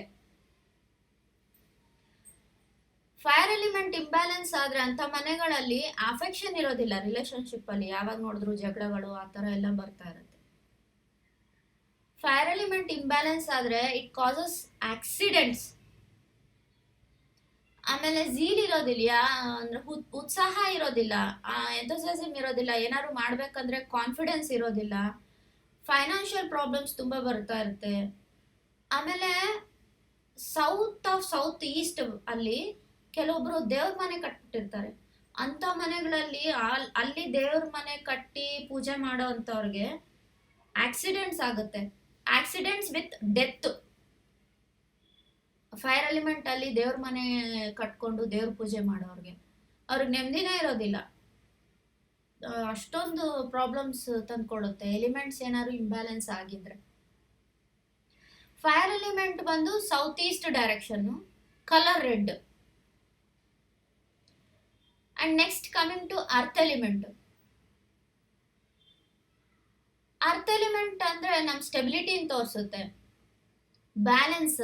ಅಂಡ್ ಅರ್ತ್ ಎಲಿಮೆಂಟ್ ನಮ್ಮ ancestors zone. Actually south west is an ancestors zone. ನಿಮ್ಮ ಮನೆಯಲ್ಲಿ ದೊಡ್ಡವ್ರ ಫೋಟೋಗಳೆಲ್ಲ ಹಾಕ್ಬೇಕು ಅಂತ ತುಂಬಾ ಜನಕ್ಕೆ ಕನ್ಫ್ಯೂಷನ್ ಇರುತ್ತೆ. ನಿಮ್ಮ ಮನೆ ಸೆಂಟರ್ ಪಾಯಿಂಟ್ ಅಲ್ಲಿ ನಿಂತ್ಕೊಂಡು ಮೊಬೈಲ್ ಅಲ್ಲಿ ಕಾಂಪಾಸ್ ಬರುತ್ತಲ್ವಾ, ಅದನ್ನ ಇಟ್ಟು ನೋಡಿ ಸೌತ್ ವೆಸ್ಟ್ ಎಲ್ಲಿ ಬರುತ್ತೋ ಅಲ್ಲಿ ದೊಡ್ಡವ್ರ ಫೋಟೋ ಹಾಕಿ. ಅಂಡ್ ರಿಲೇಶನ್ಶಿಪ್ ಅಲ್ಲಿ ಸ್ಟೆಬಿಲಿಟಿ ಕೊಡೋದು ಸೌತ್ ವೆಸ್ಟ್ ಝೋನೆ. ತುಂಬಾ ಮನೆಯಲ್ಲಿ ಪಾಪ ಮದ್ವೆ ಆಗಿ ಸ್ವಲ್ಪ ದಿವಸ ಚೆನ್ನಾಗಿರ್ತಾರೆ, ಮನೆ ಚೇಂಜ್ ಮಾಡಿದ ತಕ್ಷಣ ಗಲಾಟೆಗಳಾಗೋದು, ಜಗಳಗಳಾಗೋದು, ಡಿವೋರ್ಸ್ ವರ್ಗೂ ಬರೋದು, ಈ ತರ ಎಲ್ಲ ಪ್ರಾಬ್ಲಮ್ಸ್ ಆಗ್ತಾ ಇದೆ ಅಂದ್ರೆ ಅವ್ರಿಗೆ south west zone problem imbalance ಆಗಿದೆ ಅಂತ ಅರ್ಥ. And south west zone stability ಚೆನ್ನಾಗಿದ್ರೆ ಮಕ್ಕಳಾಗೋದಕ್ಕೂ ಹೆಲ್ಪ್ ಆಗುತ್ತೆ. ತುಂಬ ಜನಕ್ಕೆ ಮಕ್ಕಳು ಇರೋದಿಲ್ಲ. ಸೌತ್ ವೆಸ್ಟಲ್ಲಿ ಏನಾದ್ರು ಇಂಬ್ಯಾಲೆನ್ಸ್ ಇದ್ದರೆ ಮಕ್ಕಳಾಗೋಕ್ಕೂ ತೊಂದರೆ ಆಗುತ್ತೆ. ಹಾರ್ಮೋನಲ್ ಇಂಬ್ಯಾಲೆನ್ಸು ಎಲ್ಲ ತುಂಬ ಜನಕ್ಕೆ ಬರೋದು, ಆ ಥರ ಎಲ್ಲ ಆಗ್ತಾ ಇರುತ್ತೆ. ಆ್ಯಂಡ್ ಫ್ಯಾಮಿಲಿಯಲ್ಲಿ ತುಂಬ ಹ್ಯಾಪಿನೆಸ್ ಇರಬೇಕು, ಎಲ್ಲರೂ ಒಬ್ರನ್ನ ಕಂಡ್ರೆ ಒಬ್ರಿಗೆ ಪ್ರೀತಿ ಇರಬೇಕು ಅಂದ್ರೂ ಟೂ ಝೋನ್ಸ್ ಇಂಪಾರ್ಟೆಂಟು, ಒಂದು ನಾರ್ತ್ ವೆಸ್ಟ್ ಆ್ಯಂಡ್ ಒಂದು ಸೌತ್ ವೆಸ್ಟ್. ಇದು ಇಂಬ್ಯಾಲೆನ್ಸ್ ಆದರೆ ಇಟ್ ಕಾಸಸ್ ಲೇಸಿನೆಸ್. ಕೆಲ್ಸಕ್ಕೆ ಹೋಗೋರಿಗೆ ಯಾವಾಗಲೂ ಇನ್ಸೆಕ್ಯೂರಿಟಿ ಫೀಲಿಂಗು, ವರ್ಕ್ ಪ್ಲೇಸಲ್ಲಿ ಯಾವಾಗಲೂ ಕಸಿವಿಸಿ ಆಗೋದು, ತುಂಬ ವೇಸ್ಟ್ ಎಕ್ಸ್ಪೆಂಡಿಚರ್ಸ್ ಮಾಡ್ತಾ ಇರ್ತಾರೆ ಅವ್ರು ಸಂಪಾದನೆ ಮಾಡಿದ್ರಲ್ಲಿ. ರಿಲೇಶನ್ಶಿಪ್ಪಲ್ಲಿ ಸ್ಟೆಬಿಲಿಟಿ ಇರೋದಿಲ್ಲ. ಅವರು ನನ್ನ ಎಬಿಲಿಟಿ ಕಡಿಮೆ ಆಗೋಗಿದೆ, ನಮಗೆ ಲೆಸ್ ಕಾನ್ಫಿಡೆನ್ಸ್. ಎಕ್ಸಾಕ್ಟ್ಲಿ, ಕಾನ್ಫಿಡೆನ್ಸ್ ಇರೋದಿಲ್ಲ. ಈ ಥರ ಎಲ್ಲ ಆಗ್ತಾ ಇರುತ್ತೆ. ಆ್ಯಂಡ್ ತುಂಬ ಪ್ರಾಬ್ಲಮ್ ಇದ್ದರೆ ಸೌತ್ ವೆಸ್ಟಲ್ಲಿ ಆ ಮನೇಲಿ ಮಕ್ಕಳಿಗೆ ಮ್ಯಾಚಸ್ಸು ಚೆನ್ನಾಗಿರೋ ಬರೋದಿಲ್ಲ, ಅಥವಾ ಬಂದರೂ ಮದುವೆಗಳಾಗೋದಿಲ್ಲ, ಫಿಕ್ಸ್ ಆಗೋದಿಲ್ಲ, ಈ ಥರ ಎಲ್ಲ ಆಗ್ತಾ ಇರುತ್ತೆ. ಸೌತ್ ವೆಸ್ಟಿಗೆ ಬಂದು ಕಲರು ಯೆಲ್ಲೋ ಕಲರ್. ಈ ಪ್ರಾಬ್ಲಮ್ಸ್ಗೆಲ್ಲ ರೀಸನ್ನೇ ಈ ಇಂಬ್ಯಾಲೆನ್ಸ್ ಇದಾ? ಆಕ್ಚುಲಿ ಇದೊಂದೇ ರೀಸನ್ ಅಂದ್ರೆ ಆ ಡೈರೆಕ್ಷನ್ ಸರಿ ಇರಲ್ಲ, ಅದೊಂದೇ ರೀಸನ್ ಅಥವಾ? ಇಲ್ಲ, ಜಾತಕನೂ ಬೇಸ್ ಆಗಿರುತ್ತೆ, ಬೋತ್. ಒನ್ ಮೋರ್ ಥಿಂಗ್ ಹೇಳ್ಬೇಕಂದ್ರೆ, ನಾವು ವಾಸ್ತು ಯಾರಿಗಾದ್ರೂ ಮನೆಯಲ್ಲಿ ವಾಸ್ತು ನಾವು ಮಾಡಬೇಕು ಅಂದರೆ ನಾನು ಕನ್ಸಲ್ಟ್ ಮಾಡಿದಾಗಲೇ ನಾನು ಫಸ್ಟು ಅವ್ರ ಜಾತಕನೂ ನೋಡ್ತೀನಿ. ಎರಡೂ ಮ್ಯಾಚ್ ಮಾಡಬೇಕು. ಜಾತಕ ಇಲ್ಲ ಅಂದರೆ ನಾನು ಪ್ರಶ್ನಾಶಾಸ್ತ್ರ ಆದರೂ ನೋಡಿ ಮ್ಯಾಚ್ ಮಾಡ್ತೀನಿ. ಅವ್ರಿಗಿವಾಗ ಯಾವ ಥರ ದಶಾಭುಕ್ತಿ ನಡೀತಾ ಇದೆ, ಅದರಲ್ಲಿ ಯಾವ ಪ್ರಾಬ್ಲಮ್ ಆಗಿದೆ, ಅದು ಮ್ಯಾಚ್ ಆಗ್ತಾ ಇದೆಯಾ ಅಂತ ಚೆಕ್ ಮಾಡಿ ಆಮೇಲೆ ನಾನು ವಾಸ್ತು ಬ್ಯಾಲೆನ್ಸ್ ಮಾಡೋದು. ಸೊ ಬಿಫೋರ್ ದಟ್ ಆ್ಯಕ್ಚುಲಿ ನಮಗೆ ಜಾತಕದಲ್ಲಿ ಪ್ರಾಬ್ಲಮ್ ಇದ್ದರೆ ನಮಗೆ ಒಳ್ಳೆ ಮನೆನೂ ಸಿಗೋದಿಲ್ಲ ನಾವು ವಾಸ ಮಾಡೋದಕ್ಕೆ. ಸೊ ಎರಡೂ ಇರುತ್ತೆ, ಎರಡೂ ಮ್ಯಾಚ್ ಮಾಡಿ ನೋಡಬೇಕು. ಓಕೆ. ಸೊ ಇದೊಂದೇ ಡೈರೆಕ್ಷನ್ ಒಂದೇ ಬೇಸ್ಡ್ ಆಗಿರಲ್ಲ ಅನ್ನೋ ಪ್ರಾಬ್ಲಮ್ಸ್ಗಳಿಗೆ? ಇಲ್ಲ, ಜಾತಕನೂ ಬೇಸ್ ಆಗಿರುತ್ತೆ, ಬೋತ್ ಚೆಕ್ ಮಾಡಬೇಕು. ಬೋತ್ ಅಷ್ಟೇ. ನಾವು ಅದರಲ್ಲೂ ಏನಾದರೂ ಗ್ರಹಗಳ ತೊಂದರೆ ಇದ್ರೂ ಆ ಇಂಪ್ಯಾಕ್ಟು ಈ ಝೋನ್ಸ್ ಮೇಲೂ ತೋರಿಸುತ್ತೆ. ನಾಳೆ ನಿಮ್ಗೆ ಹೇಳ್ಕೊಡ್ತೀನಿ ವಾಸ್ತು ಆ್ಯಂಡ್ ನಮ್ಮ ಹಾರೋಸ್ಕೋಪ್ಗಿರುವಂಥ ಸಂಬಂಧ ಏನು ಅಂತ. ಯಾವ ಗ್ರಹ ಯಾವ ದಿಕ್ಕಿಗೆ ಅಧಿಪತಿ ನಮ್ಮ ಜಾತಕದಲ್ಲಿ ಆ ಗ್ರಹಗಳೇನಾದ್ರು ಪ್ರಾಬ್ಲಮೆಟಿಕ್ ಆಗಿದ್ರೆ ಆ ದಿಕ್ಕಲ್ಲೂ ನಮಗೆ ಪ್ರಾಬ್ಲಮ್ ಉಂಟಾಗುತ್ತೆ. Tomorrow I teach you. And next ಬಂದು ಸ್ಪೇಸ್ ಎಲಿಮೆಂಟ್. ಸ್ಪೇಸ್ ಎಲಿಮೆಂಟ್ ಬಂದು ಬೆಸ್ಟ್ ಡೈರೆಕ್ಷನ್ನು. ಇದು ನಮಗೆ ಗೈನ್ ಆ್ಯಂಡ್ ಸಕ್ಸಸ್ ಕೊಡುತ್ತೆ ಲೈಫಲ್ಲಿ. ಇದು ಎಕ್ಸ್ಪ್ಯಾನ್ಷನ್ ಮಾಡೋದಕ್ಕೆ ಹೆಲ್ಪ್ ಮಾಡುತ್ತೆ. ಎಸ್ಪೆಷಲಿ ಬಿಸ್ನೆಸ್ ಮಾಡೋ ಅಂಥವ್ರಿಗೆ ಈ ವೆಸ್ಟ್ ಝೋನು ತುಂಬ ಇಂಪಾರ್ಟೆಂಟು. ನಮಗಿಲ್ಲಿ ಗ್ರೋತ್ ಸ್ಟ್ರೆಂತ್ ಮಾಡುತ್ತೆ, ಗ್ರೋತ್ ಕೊಡುತ್ತೆ, ಫಿಸಿಕಲ್, ಎಮೋಷ್ನಲ್, ಫೈನಾನ್ಷಿಯಲ್ ಗ್ರೋತ್ಸ್ ಎಲ್ಲ ಕೊಡುತ್ತೆ. ಓವರ್ ಆಲ್ ಗೇನ್ಸ್ ಬರೋದು ನಮಗೆ ವೆಸ್ಟ್ ಡೈರೆಕ್ಷನಿಂದ. ನಾನು ತೋರಿಸಿದ್ನಲ್ವ ತಿರುಪತಿ ಬಾಲಾಜಿ ಅವರು ವೆಂಕಟೇಶ್ವರ ಸ್ವಾಮಿ ಇರೋದು ವೆಸ್ಟ್ ಕಡೆ. ಆವಾಗಲೇ ನಾನು ತಿರುಪತಿ ತೋರಿಸಿದಾಗ ವೆಸ್ಟ್ ಕಡೆ ಇರೋದ್ರಿಂದ ಅವ್ರಿಗೆ ಅಷ್ಟೊಂದು ಸ್ಟ್ರೆಂತ್, ಸ್ಟೆಬಿಲಿಟಿ.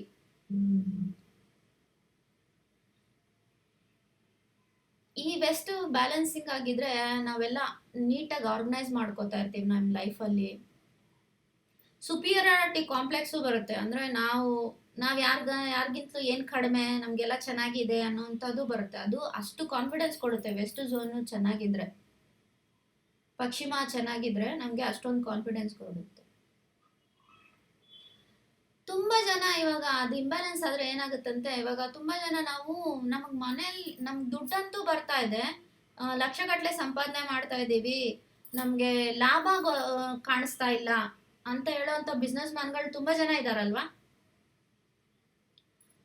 ವೆಸ್ಟಲ್ಲಿ ಪ್ರಾಬ್ಲಮ್ ಇದ್ದರೆ ನಿಮಗೆ ದಿಸಕ್ಕೆ 1 ಕೋಟಿ ರೂಪಾಯಿ ಬಂದರೂ ಆ ಕೋಟಿನೂ ನಿಮಗೆ ಎಕ್ಸ್ಪೆಂಡಿಚರಲ್ಲೇ ಹೋಗುತ್ತೆ, ನಿಮಗೆ ಲಾಭ ತೋರಿಸೋದಿಲ್ಲ. ಅದು ಒಂಥರ ಸಕ್ ಮಾಡ್ದಂಗೆ ಇರುತ್ತೆ, ಪ್ರೋಗ್ರೆಸ್ ಇರೋದಿಲ್ಲ. ನಿಮ್ಗೆ ಎಷ್ಟೇ ಸಂಪಾದನೆ ಮಾಡಿ ನಿಮ್ಗೆ ಸೇವಿಂಗ್ಸ್ ಇರೋದಿಲ್ಲ. ಮತ್ತೆ ನಿಮಗೆ ಆ ದುಡ್ಡು ಇವಾಗ ಯಾರಿಗಾರು ದುಡ್ಡು ಕೊಟ್ಟಾಗೂ ನಿಮಗೆ ದುಡ್ಡು ಅದು ಕೈಗೆ ಬರ್ತಾ ಇಲ್ಲ ಅಂದರೆ ವೆಸ್ಟಲ್ ಪ್ರಾಬ್ಲಮ್ ಇದೆ ಅಂತಾನೆ ಅರ್ಥ. ತುಂಬ ಜನ ದುಡ್ಡು ಕೊಟ್ಟು ಕಳ್ಕೊತಾ ಇರ್ತಾರೆ, ರಿಟರ್ನ್ಸ್ ಬರ್ತಿರೋದಿಲ್ಲ ಅವ್ರಿಗೆ. ಯಾವ ತರ ಪ್ರಾಬ್ಲಮ್ಸ್ ಇರ್ಬೋದು? ಮೇನ್ಲಿ ನಿಮ್ಗೆ ದುಡ್ಡು ನಿಲ್ಲಲ್ಲ ಕೈಯಲ್ಲಿ. ಅಲ್ಲಲ್ಲ, ನಿಮ್ಗೆ 1 lakh ಸ್ಯಾಲ್ರಿ ಬರ್ತಾ ಇದೆ, ದುಡ್ಡು ನಿಲ್ಲೋದಿಲ್ಲ. ಡೈರೆಕ್ಷನ್ ಅಲ್ಲಿ ಏನಾದ್ರೂ ಈ ಲೆಂತ್ ವಿಡ್ತ್ ಆ ತರ? ಹೌದು, ಆ ಥರನೇ. ಆ್ಯಕ್ಚುಲಿ ಇದು ಹೆಂಗ್ ಚೆಕ್ ಮಾಡ್ಬೇಕಂದ್ರೆ, ನಾನು ಹೇಳದ್ನಲ್ವ ನಿಮ್ಮ ಮನೆ ಸೆಂಟರ್ ಪಾಯಿಂಟಿಂದ ಟ್ರಯಾಂಗಲ್ ಶೇಪಲ್ಲಿ ಬರುತ್ತೆ. ಅದು ಈ ಥರ ಬರುತ್ತೆ. ಸೆಂಟರ್ ಪಾಯಿಂಟಿಂದ, for example this is the centre point. ಇಲ್ಲಿಂದ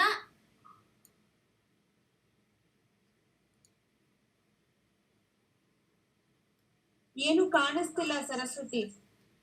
ಶೇರ್ ಆಗ್ತಾ ಇಲ್ವಾ ನಿಮ್ಗೆ? ಕಾಣಿಸ್ತಿದೆ. ಶೂರಾ? ಹಾ, ಈ ತರ ಬರುತ್ತೆ ಡೈರೆಕ್ಷನ್ಸ್. ಮನೆ ಸೆಂಟರ್ ಇಂದ ಇದು ಹೌಸ್ ಸೆಂಟರ್ ಅನ್ಕೊಳ್ಳಿ, ಸೆಂಟರ್ ಇಂದಾನೇ ಚೆಕ್ ಮಾಡ್ಬೇಕು ಯಾವಾಗ್ಲೂ. ಇಲ್ಲಿಂದ ಹಿಂಗೆ ಇದು ಒಂದು ಝೋನು.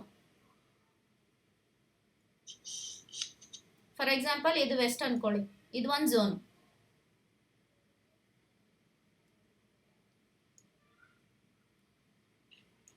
ಇದು ನಾರ್ತ್. ಈ ತರ ಬರುತ್ತೆ ಝೋನ್ಸ್ ಸೆಂಟರ್ ಪಾಯಿಂಟ್ ಇಂದ. ಈ ತರ 16 ಝೋನ್ಸ್ ಬರುತ್ತೆ ನಿಮಗೆ. ಯಾವುದೇ ಪ್ರಾಪರ್ಟಿ ಆಗಿದ್ರು ಪ್ರಾಪರ್ಟಿಯಲ್ಲಿ 16 ಝೋನ್ಸ್ ಬ್ಯಾಲೆನ್ಸ್ ಮಾಡ್ಕೊಂಡ್ರೇನೆ ನಮಗೆ ಲೈಫಲ್ಲಿ ಎಲ್ಲ ನಮ್ಗಿರುವಂಥ ಪ್ರಾಬ್ಲಮ್ಸ್ ಎಲ್ಲ ಕ್ಲಿಯರ್ ಆಗಿ ನಾವು ಇರೋವಂಥ ಮನೆ ಬ್ಯಾಲೆನ್ಸ್ ಆಗಿದೆ ಅಂತ ಅರ್ಥ. ಇಲ್ಲಾಂದ್ರೆ ಆ ಝೋನ್ಗೆ ಸಂಬಂಧಪಟ್ಟ ಆಟ್ರಿಬ್ಯೂಟ್ಸು ನಮಗೆ ಇರೋದಿಲ್ಲ ಲೈಫಲ್ಲಿ, ಏನೋ ಒಂಥರ ಪ್ರಾಬ್ಲಮ್ ಆಗಿರುತ್ತೆ ಅಲ್ಲಿ. ನೋಡಿ ಈ ತರ ಇರುತ್ತೆ. Here it is.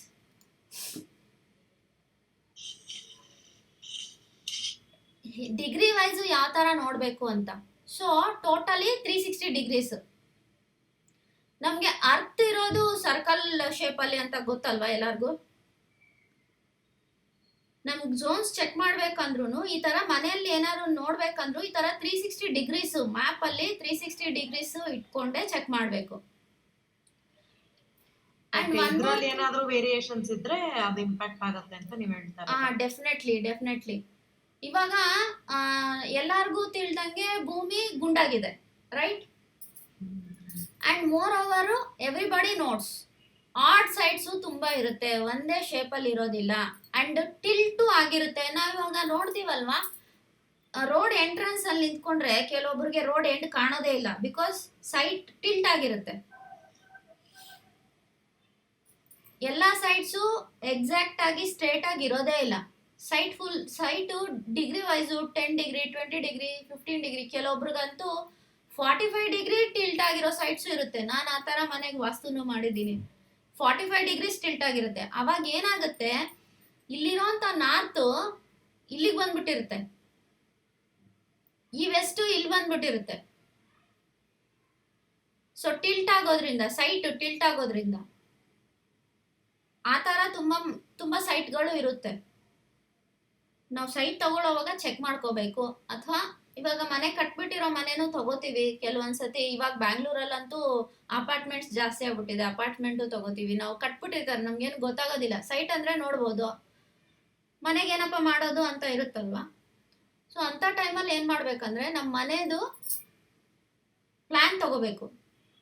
ಆ್ಯಕ್ಚುಲಿ ವಾಸ್ತು ಮಾಡ್ಬೇಕಂದ್ರೆ ಮನೆ ಪ್ಲ್ಯಾನು ತುಂಬ ಇಂಪಾರ್ಟೆಂಟು. ವಾಸ್ತು ಕರೆಕ್ಟಾಗಿ ಮಾಡಿಸ್ಬೇಕು ಅಂದರೆ ಮನೆ ಪ್ಲ್ಯಾನ್ ತಗೊಂಡು ಆ್ಯಂಡ್ ಎಷ್ಟು ಡಿಗ್ರಿ ಟಿಲ್ಟ್ ಆಗಿದೆ ಅಂತ ನೋಡಿಕೊಂಡು ಆಮೇಲೆ ಅದಕ್ಕೆ ವಾಸ್ತುದು ಎಲ್ಲ ಸರಿ ಮಾಡಬೇಕು.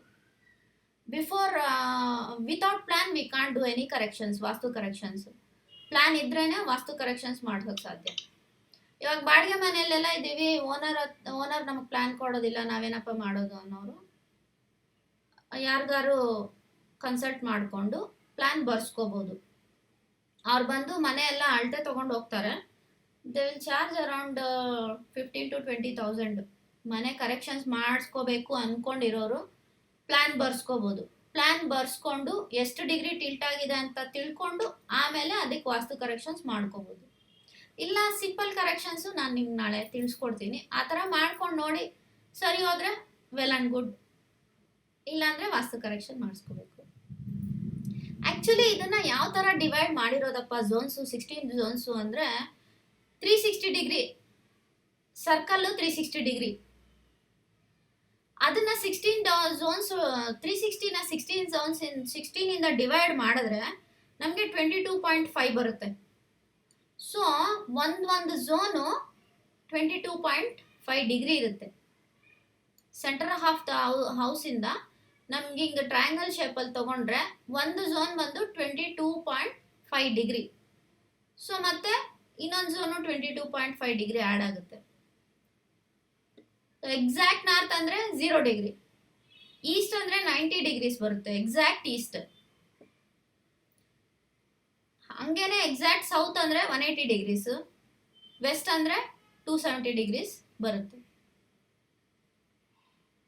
ಯಾರಿಗೂ ಎಕ್ಸಾಕ್ಟ್ ಬರೋದೇ ಇಲ್ಲ, ಎಲ್ಲ ಸೈಡ್ಸು ಟಿಲ್ಟ್ ಆಗೇ ಇರುತ್ತೆ. ಅದಕ್ಕೆ ನಾವು ಅದಕ್ಕೆ ತಕ್ಕಂಗೆ ಪರಿಹಾರಗಳು ಮಾಡ್ಕೋಬೇಕು.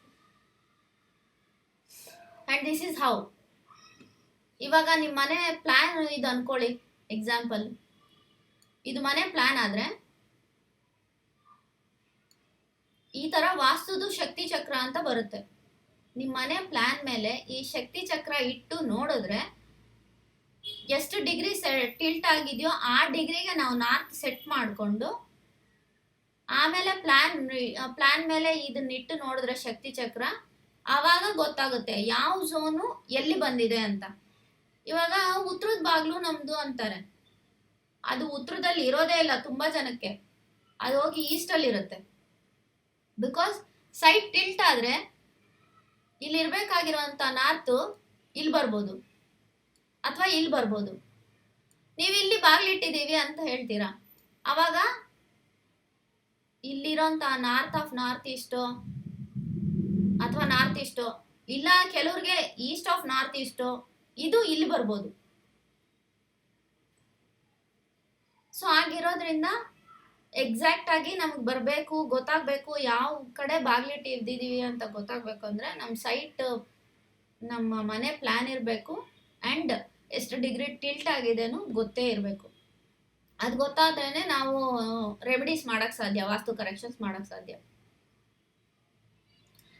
ಅಂಡ್ 16 ಝೋನ್ಸ್ ಹೇಗಿರುತ್ತೆ ಅಂತ ತಿಳ್ಕೊಳ್ಳೋಣ. ಫಸ್ಟ್ ಝೋನ್ ಬಂದು ನಾರ್ತ್ ಈಸ್ಟ್ ಎಲ್ಲರಿಗೂ ಗೊತ್ತಲ್ವಾ?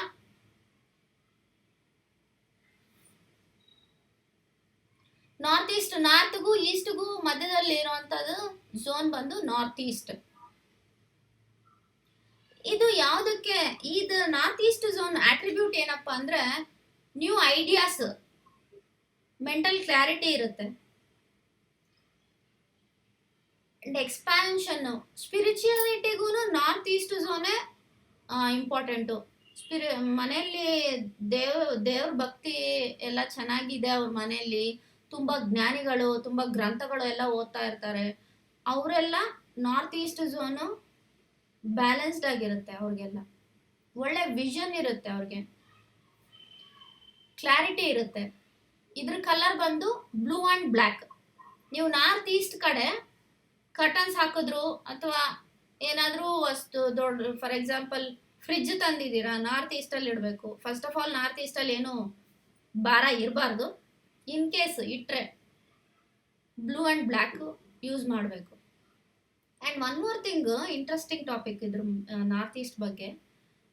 ನಾರ್ತ್ ಈಸ್ಟಲ್ಲಿ ಬಿಸಿಲು ಬರೋದಿಲ್ಲ, ಬಂದ್ರೂ ಅದು ತುಂಬ ಮೈಲ್ಡ್ ಆಗಿ. ಇವಾಗ ಬೆಳಿಗ್ಗೆ ಈಸ್ಟ್ ಕಡೆಯಿಂದ ಬೆಳಕು ಬಂದ್ರೂ, ನಮಗೆ ಬಿಸಿಲು ಬಂದ್ರೂ ನಾರ್ತ್ ಈಸ್ಟ್ ಝೋನಲ್ಲಿ ಬೀಳೋದು ತುಂಬ ಮೈಲ್ಡ್ ಆಗಿರುತ್ತೆ. ಬಿಸಿಲು ತುಂಬ ಶಾರ್ಪ್ ಸನ್ರೈಸು ಬರೋದೇ ಇಲ್ಲ. ಈ ಝೋನಲ್ಲಿ ಏನಾದರೂ ಟಾಯ್ಲೆಟ್ಸ್ ಇದ್ದರೆ, ಕಿಚನ್ ಇದ್ದರೆ ಅವ್ರಿಗೆ health problems, chronic disorders like cancer ಅಂತಹ ಕಾಯಿಲೆಗಳು ಬರೋ ಚಾನ್ಸಸ್ಸು 99% ಇರುತ್ತೆ. ಬಿಕಾಸ್ ಅಲ್ಲಿ ಫಂಗಸ್ ಕ್ರಿಯೇಟ್ ಆಗೋದು. ಇವಾಗ ನಾರ್ತ್ ಈಸ್ಟಲ್ಲಿ ಅಡುಗೆ ಮನೆ ಬಂದಿದ್ರೆ ಏನಾಗುತ್ತಂದ್ರೆ ಬಿಸಿಲು ಬರೋದಿಲ್ಲ, ಅಲ್ಲಿ ತುಂಬ ಹೊತ್ತು ಬಿಸಿಲು ಇರೋದಿಲ್ಲ ಅಲ್ವಾ. ಸೊ ಅಲ್ಲಿ ಮಾಡೋಂಥ ಅಡುಗೆಗಳಲ್ಲೂ ಫಂಗಸ್ ಕ್ರಿಯೇಟ್ ಆಗುತ್ತೆ, ಬೇಗ ಹಳ್ಸೋಗೋದು, ಬೇಗ ಹಾಳಾಗೋದು, ಆ ಥರ ಆಗ್ತಾ ಇರುತ್ತೆ. ಆ್ಯಂಡ್ ಅಲ್ಲಿ ಟಾಯ್ಲೆಟ್ ಸೀಟ್ ಬಂದರೆ ಅಲ್ಲಿ ಇರೋಂಥ ಜಮ್ಸು ಸಾಯೋದಿಲ್ಲ, ಅದರಿಂದ ಕಾಯಿಲೆಗಳು ಜಾಸ್ತಿ ಬರುತ್ತೆ. And north east zone toilet ಕಿಚನ್ಗೆ ರೆಮಿಡಿ ಇಲ್ಲ, ರೆಮಿಡಿ ಮಾಡೋಕ್ಕಾಗೋದಿಲ್ಲ. ಬೆಟರ್ ಶಿಫ್ಟ್ ಮಾಡ್ಕೊಳ್ಳೋದು ಒಳ್ಳೆಯದು. ಬಾಡಿಗೆ ಮನೇಲಿ ಇದ್ದೀವಿ ಅಪ್ಪ, ನಾವೇನು ಮಾಡೋದು ಅಂದರೆ better change the house. North east ಝೋನ್ಗೆ ರೆಮಿಡಿ ಮಾಡೋದಕ್ಕಾಗೋದಿಲ್ಲ ಕಿಚನ್ನು ಟಾಯ್ಲೆಟು ಇದ್ರೆ. ಆ್ಯಂಡ್ ನೆಕ್ಸ್ಟ್ ಬರೋದು ಈಸ್ಟ್ ಆಫ್ ನಾರ್ತ್ ಈಸ್ಟ್. ಇದು east of north east. Are you able to see? ಕಾಣಿಸ್ತಾ. ಈಸ್ಟ್ ಆಫ್ ನಾರ್ತ್ ಈಸ್ಟ್ ಏನಪ್ಪ ಅಂದರೆ ಫನ್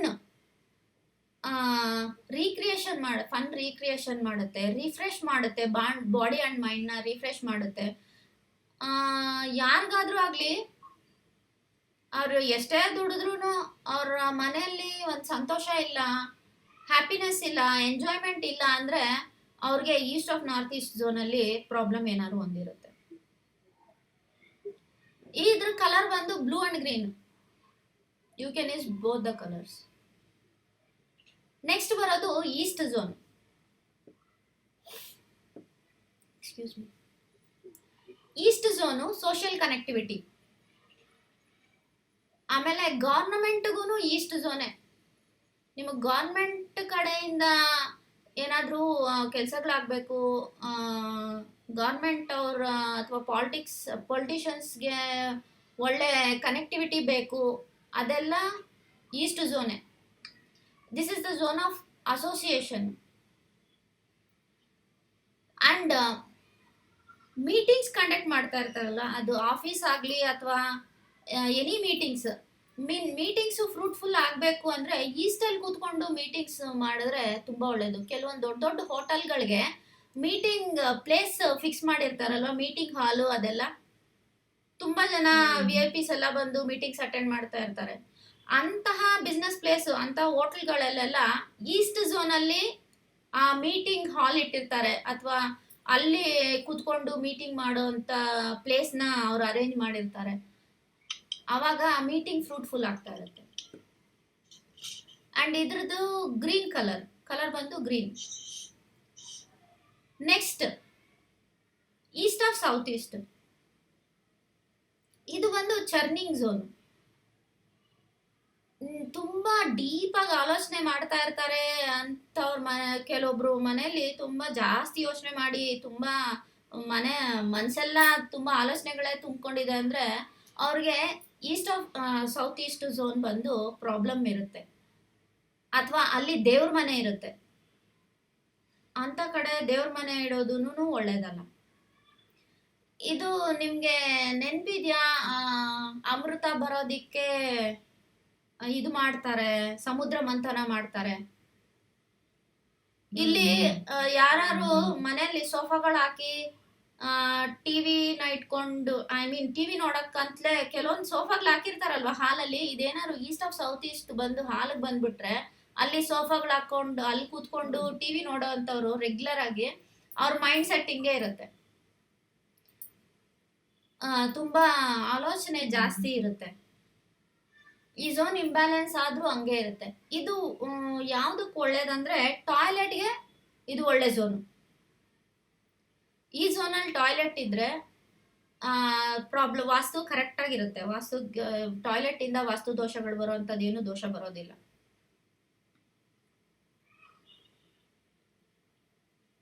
ಅಂಡ್ ನೆಕ್ಸ್ಟ್ ಬಂದು south east zone. South East zone liquid cash, beauty, and ನಮ್ಗೆ ಆರ ಚೆನ್ನಾಗಿರ್ಬೇಕು ಅಂದ್ರೂ ಸೌತ್ ಈಸ್ಟ್ ಬ್ಯಾಲೆನ್ಸ್ ಆಗಿದ್ರೆ ನಮ್ಮ ಆರ ಅಂತ ಗೊತ್ತಲ್ವಾ ನಿಮ್ಗೆ? ಆರ ಐಡಿಯಾ ಇದೆಯಾ?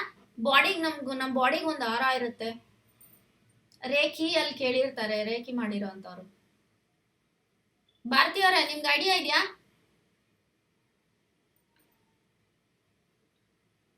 Maybe she is in mute. Business ಅವ್ರಿಗೆ ಲಿಕ್ವಿಡ್ ಕ್ಯಾಶ್ ಬರೋದು ಇಲ್ಲಿಂದ, ಅಂಡ್ ಅಗ್ರಿಮೆಂಟ್ಸ್ ಸಕ್ಸಸ್ಫುಲ್ ಆಗೋದು ಈ ಝೋನ್ ಚೆನ್ನಾಗಿದ್ರೇನೆ. ಅಂಡ್ ಅನ್ಮ್ಯಾರಿಡ್ ಕಪಲ್ಸ್ಗೆ ಎಂಗೇಜ್ಮೆಂಟ್ ಫಿಕ್ಸ್ ಆಗಬೇಕು, ಈ ಝೋನು ಕರೆಕ್ಟ್ ಆಗಿರ್ಬೇಕು. ಕ್ಯಾಶ್ ಇನ್ ಹ್ಯಾಂಡ್, ಕೈಯಲ್ಲಿ ದುಡ್ಡು ಚೆನ್ನಾಗಿರ್ಬೇಕು, ಓಡಾಡ್ತಾ ಇರಬೇಕು, ಲಿಕ್ವಿಡ್ ಕ್ಯಾಶ್ ಇರಬೇಕು ಅಂದ್ರು ಸೌತ್ ಈಸ್ಟ್ ಬ್ಯಾಲೆನ್ಸಿಂಗ್ ಆಗಿರ್ಬೇಕು. ಇದ್ರದ್ದು ಕಲರ್ ಬಂದು red. And south of south East,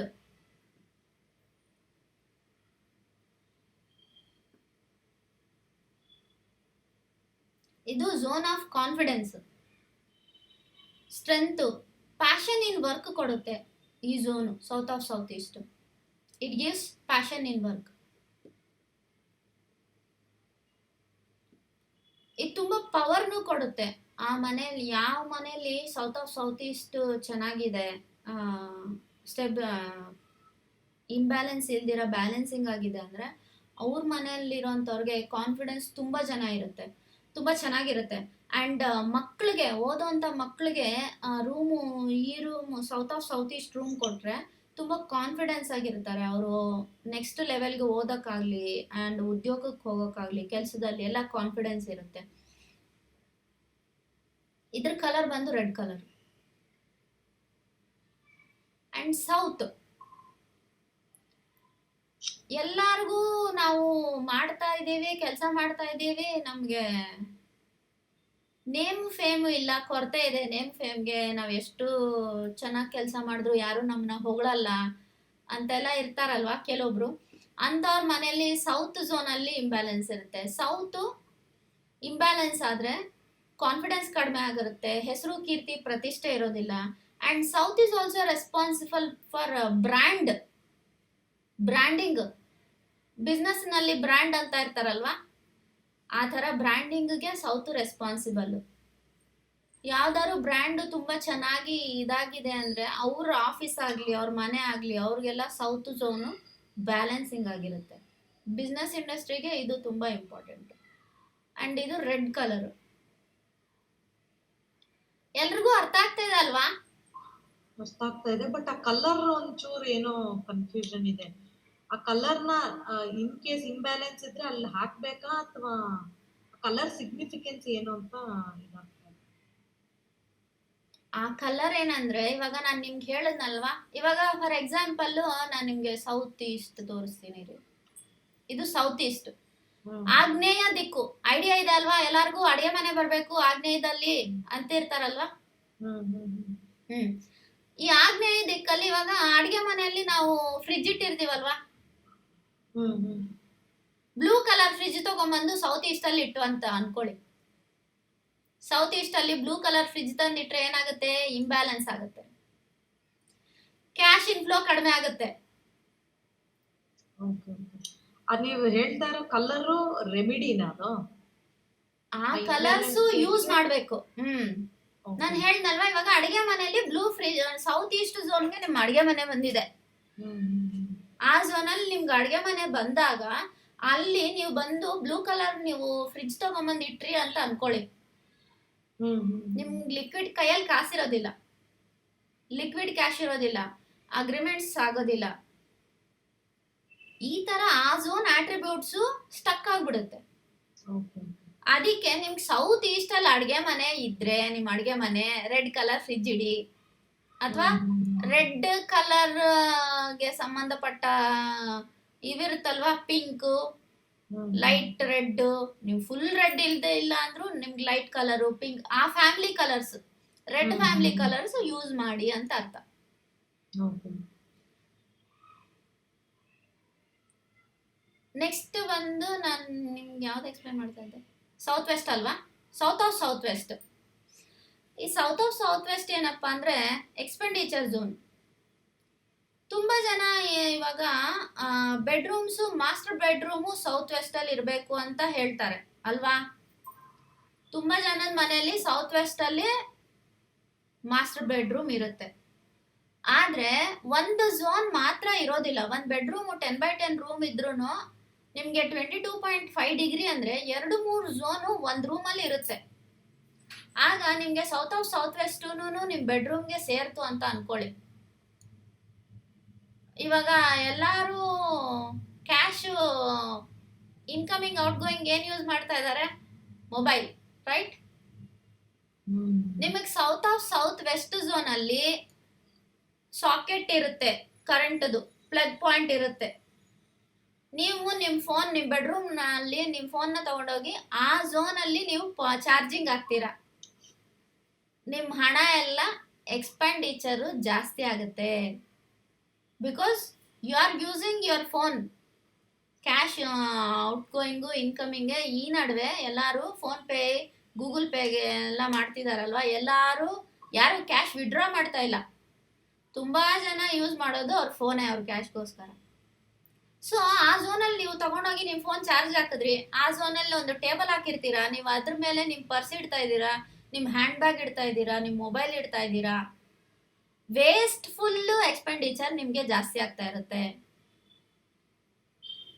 time waste ಜಾಸ್ತಿ ಆಗ್ತಾ ಇರುತ್ತೆ ಆ ಝೋನಲ್ಲಿ ಮಲ್ಕೊಳ್ಳೋರು. For example south west room, ನಿಮ್ದು ಸೌತ್ ವೆಸ್ಟ್ ಅಲ್ಲಿ ರೂಮ್ ಕಟ್ಟಿದೀರಾ, south of south west room zone ನಿಮ್ ರೂಮ್ಗೆನೆ ಬಂದಿದೆ, ಆಡ್ ಆಗಿದೆ. ಆಗ ನಿಮ್ ಮಂಚ ಅಲ್ಲಿದೆ. ತುಂಬಾ ಜನಕ್ಕೆ ಹೆಣ್ಮಕ್ಳಿಗೆ ಅವರು ಕನ್ಸೀವ್ ಆಗ್ತಾರೆ, ಅಬಾರ್ಟ್ ಜಾಸ್ತಿ ಆಗ್ತಾ ಇರುತ್ತೆ, ಅಬಾರ್ಷನ್ ಜಾಸ್ತಿ ಆಗ್ತಾ ಇರುತ್ತೆ. ಈ ಸೌತ್ ಆಫ್ ಸೌತ್ ವೆಸ್ಟ್ ಝೋನಲ್ಲಿ ಏನಾದ್ರು ಮಂಚ ಹಾಕೊಂಡು ಮಲಗ್ತಾ ಇದ್ರೆ ಅಂತ ಹೆಣ್ಮಕ್ಳಿಗೆ ಗರ್ಭ ನಿಲ್ಲೋದಿಲ್ಲ. ಎಕ್ಸ್ಪೆಂಡಿಚರ್ ಅಲ್ಲಿ ಏನಿಟ್ರು ಎಕ್ಸ್ಪೆಂಡಿಚರ್. ನೀವು ಹೋಗಿ ಟೆಸ್ಟ್ ಮಾಡಿ ಬೇಕಾದ್ರೆ ನಿಮ್ಮ ಮನೆ ಸೆಂಟರ್ ಪಾಯಿಂಟ್ ಅಲ್ಲಿ ನಿಂತ್ಕೊಂಡು ನಿಮ್ಮ ಮೊಬೈಲ್ ಅಲ್ಲಿ ಕಾಂಪಾಸ್ ಇಟ್ಕೊಂಡು ಸೌತ್ ಆಫ್ ಸೌತ್ ವೆಸ್ಟ್ ಯಾವ ಕಡೆ ತೋರಿಸುತ್ತೆ ಅಲ್ಲಿ ನೀವು ಚೆಕ್ ಮಾಡಿ ಬೇಕಾರೆ ಇದನ್ನ. ಆ ಝೋನ್ ಅಲ್ಲಿ ಇಟ್ಟಿರುವಂತ ವಸ್ತುಗಳು ನಿಮ್ಗೆ ಬಳಕೆಗೆ ಬರೋದಿಲ್ಲ. ಅಲ್ಲಿ ಇಟ್ಬಿಟ್ಟಿರ್ತೀರಾ ತುಂಬಾ ದಿವಸದಿಂದ, ಅದನ್ನ ನೀವು ಯೂಸೇ ಮಾಡ್ತಿರೋದಿಲ್ಲ. ಅಂಡ್ ಫಾರ್ ಎಕ್ಸಾಂಪಲ್ ಅಲ್ಲಿ ವಾಷಿಂಗ್ ಮಿಷಿನ್ ಇಟ್ಟರೆ ಒಳ್ಳೇದಂತಾರೆ, but not good actually. Washing machine ಇಟ್ರಿ ಅನ್ಕೊಳ್ಳಿ, ಅಲ್ಲಿ ಎಲೆಕ್ಟ್ರಿಕಲ್ ಐಟಮ್ಸ್ ಏನಾದ್ರು ಇದ್ರೆ ತುಂಬಾ ರಿಪೇರಿಗೆ ಬರ್ತಾ ಇರುತ್ತೆ. You can check it today itself actually. ನಿಮ್ಮ ಮನೆ ಸೆಂಟರ್ ಪಾಯಿಂಟ್ ಅಲ್ಲಿ ನಿಂತ್ಕೊಂಡು ಸೌತ್ ಆಫ್ ಸೌತ್ ವೆಸ್ಟ್ ಎಲ್ಲಿ ತೋರಿಸ್ತಾ ಇದೆ ಕಾಂಪಾಸ್, ಆ ಕಡೆ ತಿರುಗಿ ನೋಡಿ, ನಿಮ್ಗೆ ಗೊತ್ತಾಗುತ್ತೆ. ಆ ಕಡೆ ನೀವು ಇಟ್ಟಿರೋಂಥ ವಸ್ತುಗಳು ನೀವು ಯೂಸೇ ಮಾಡ್ತಿರೋದಿಲ್ಲ, ಅಥವಾ ಇಟ್ಟು ಮರ್ತೋಗ್ತೀರಾ. ಆದ್ರೆ ಇಟ್ರು ಚೆನ್ನಾಗಿರೋ ವಸ್ತುಗಳು ಇಟ್ರು ರಿಪೇರಿಗೆ ಬರ್ತಾ ಇರುತ್ತೆ. ಅಂಡ್ ಮನೆಯಲ್ಲಿ ಮಕ್ಕಳ ವಸ್ತುಗಳು, ಮನೆಯಲ್ಲಿ ಮಕ್ಕಳು ಆಡ್ಕೊಳ್ಳೋ ಅಂತ ವಸ್ತುಗಳು ಎಲ್ಲ ಸೌತ್ ಆಫ್ ಸೌತ್ ವೆಸ್ಟ್ ಝೋನ್ಗೆ ಇಡಬೇಡಿ. ಎಕ್ಸ್ಪೆಂಡಿಚರ್ ಝೋನ್ ಆಗಿರೋದ್ರಿಂದ ಮಕ್ಕಳಿಗೂ ಮನೆಗೂ ದೂರ ಆಗುವಂಥ ಚಾನ್ಸಸ್ ಜಾಸ್ತಿ ಇರುತ್ತೆ. ಸೌತ್ ವೆಸ್ಟ್ ಝೋನಲ್ಲಿ ಮಕ್ಕಳ ಐಟಮ್ಸ್ ಇಡೋದು, ಮಕ್ಕಳ ಫೋಟೋಸ್ ಹಾಕೋದು, ಅಷ್ಟೇ ಯಾಕೆ ಗಂಡ ಹೆಂಡತಿ ಫೋಟೋಸ್ ಹಾಕೋದು, ಫ್ಯಾಮಿಲಿ ಫೋಟೋಸ್ ಹಾಕೋದು, ಈ ಥರ ಎಲ್ಲ ಮಾಡಬಾರ್ದು. ಅಲ್ಲಿ ಸ್ಟೆಬಿಲಿಟಿ ಕಡಿಮೆ ಆಗ್ಬಿಡುತ್ತೆ. Don't do it. ಇವತ್ತೇ ಚೆಕ್ ಮಾಡ್ಕೊಳ್ಳಿ ಬೇಕಾದ್ರೆ. ಸೌತ್ ವೆಸ್ಟ್ ಝೋನಲ್ಲಿ ಏನಾದ್ರು ಆ ಥರ ಐಟಮ್ಸ್ ಇದ್ರೆ ಪ್ಲೀಸ್ ತೆಗೆದುಬಿಡಿ. Excuse me. ಆ್ಯಂಡ್ ಇದ್ರ ಕಲರ್ ಬಂದು ಯೆಲ್ಲೋ ಕಲರ್. ಅಲ್ಲೇನಾದ್ರು ನಿಮಗೆ ಟಾಯ್ಲೆಟ್ ಇದ್ರೆ ಒಳ್ಳೇದು. ಆ್ಯಕ್ಚುಲಿ ಟಾಯ್ಲೆಟ್ ಸೀಟ್ ಬಂದ್ರು, ಟಾಯ್ಲೆಟ್ ಇದ್ರು ಸೌತ್ ವೆಸ್ಟು ತುಂಬ ಒಳ್ಳೇದು ವಾಸ್ತು ಪ್ರಕಾರ.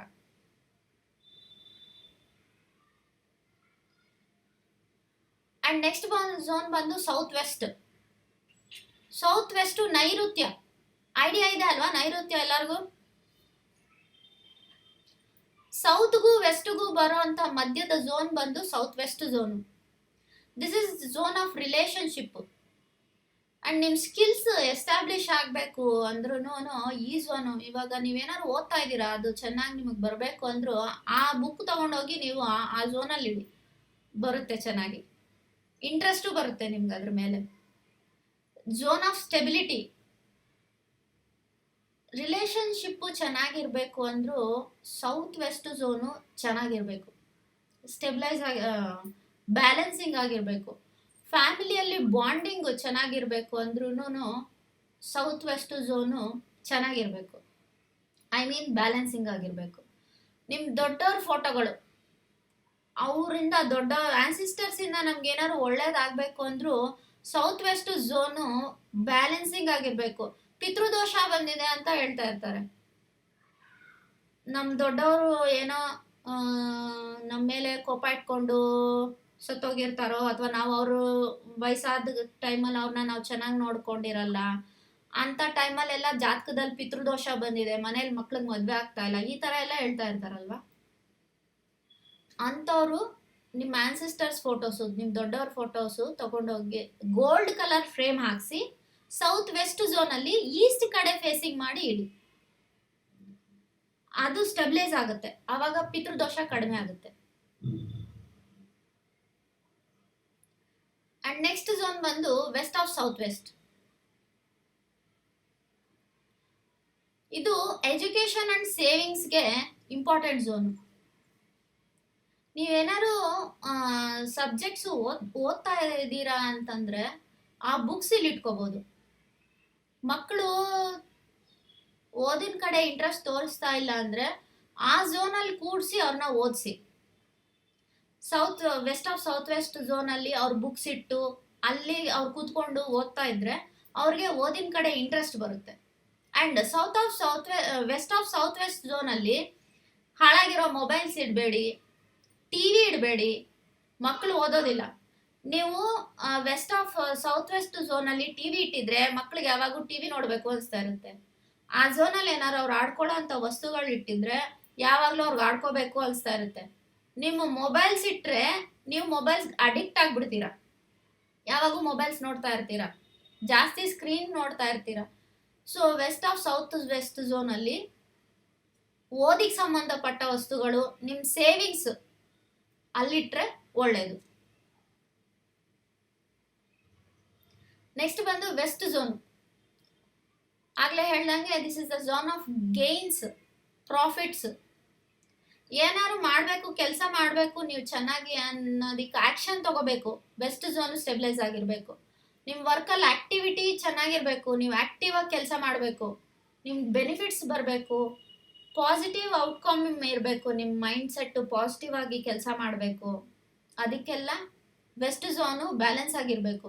ಎಸ್ಪೆಷಲಿ ಬಿಸ್ನೆಸ್ ಮಾಡೋರಿಗೆ north, south is to and west ಈ 3 ಝೋನ್ಸು ಬ್ಯಾಲೆನ್ಸಿಂಗ್ ಆಗಿರಬೇಕು. ಅದರ್ವೈಸ್ ಬಿಸ್ನೆಸ್ ಚೆನ್ನಾಗಿ ನಡೆಯೋಕ್ಕೆ ಸಾಧ್ಯ ಆಗೋದಿಲ್ಲ.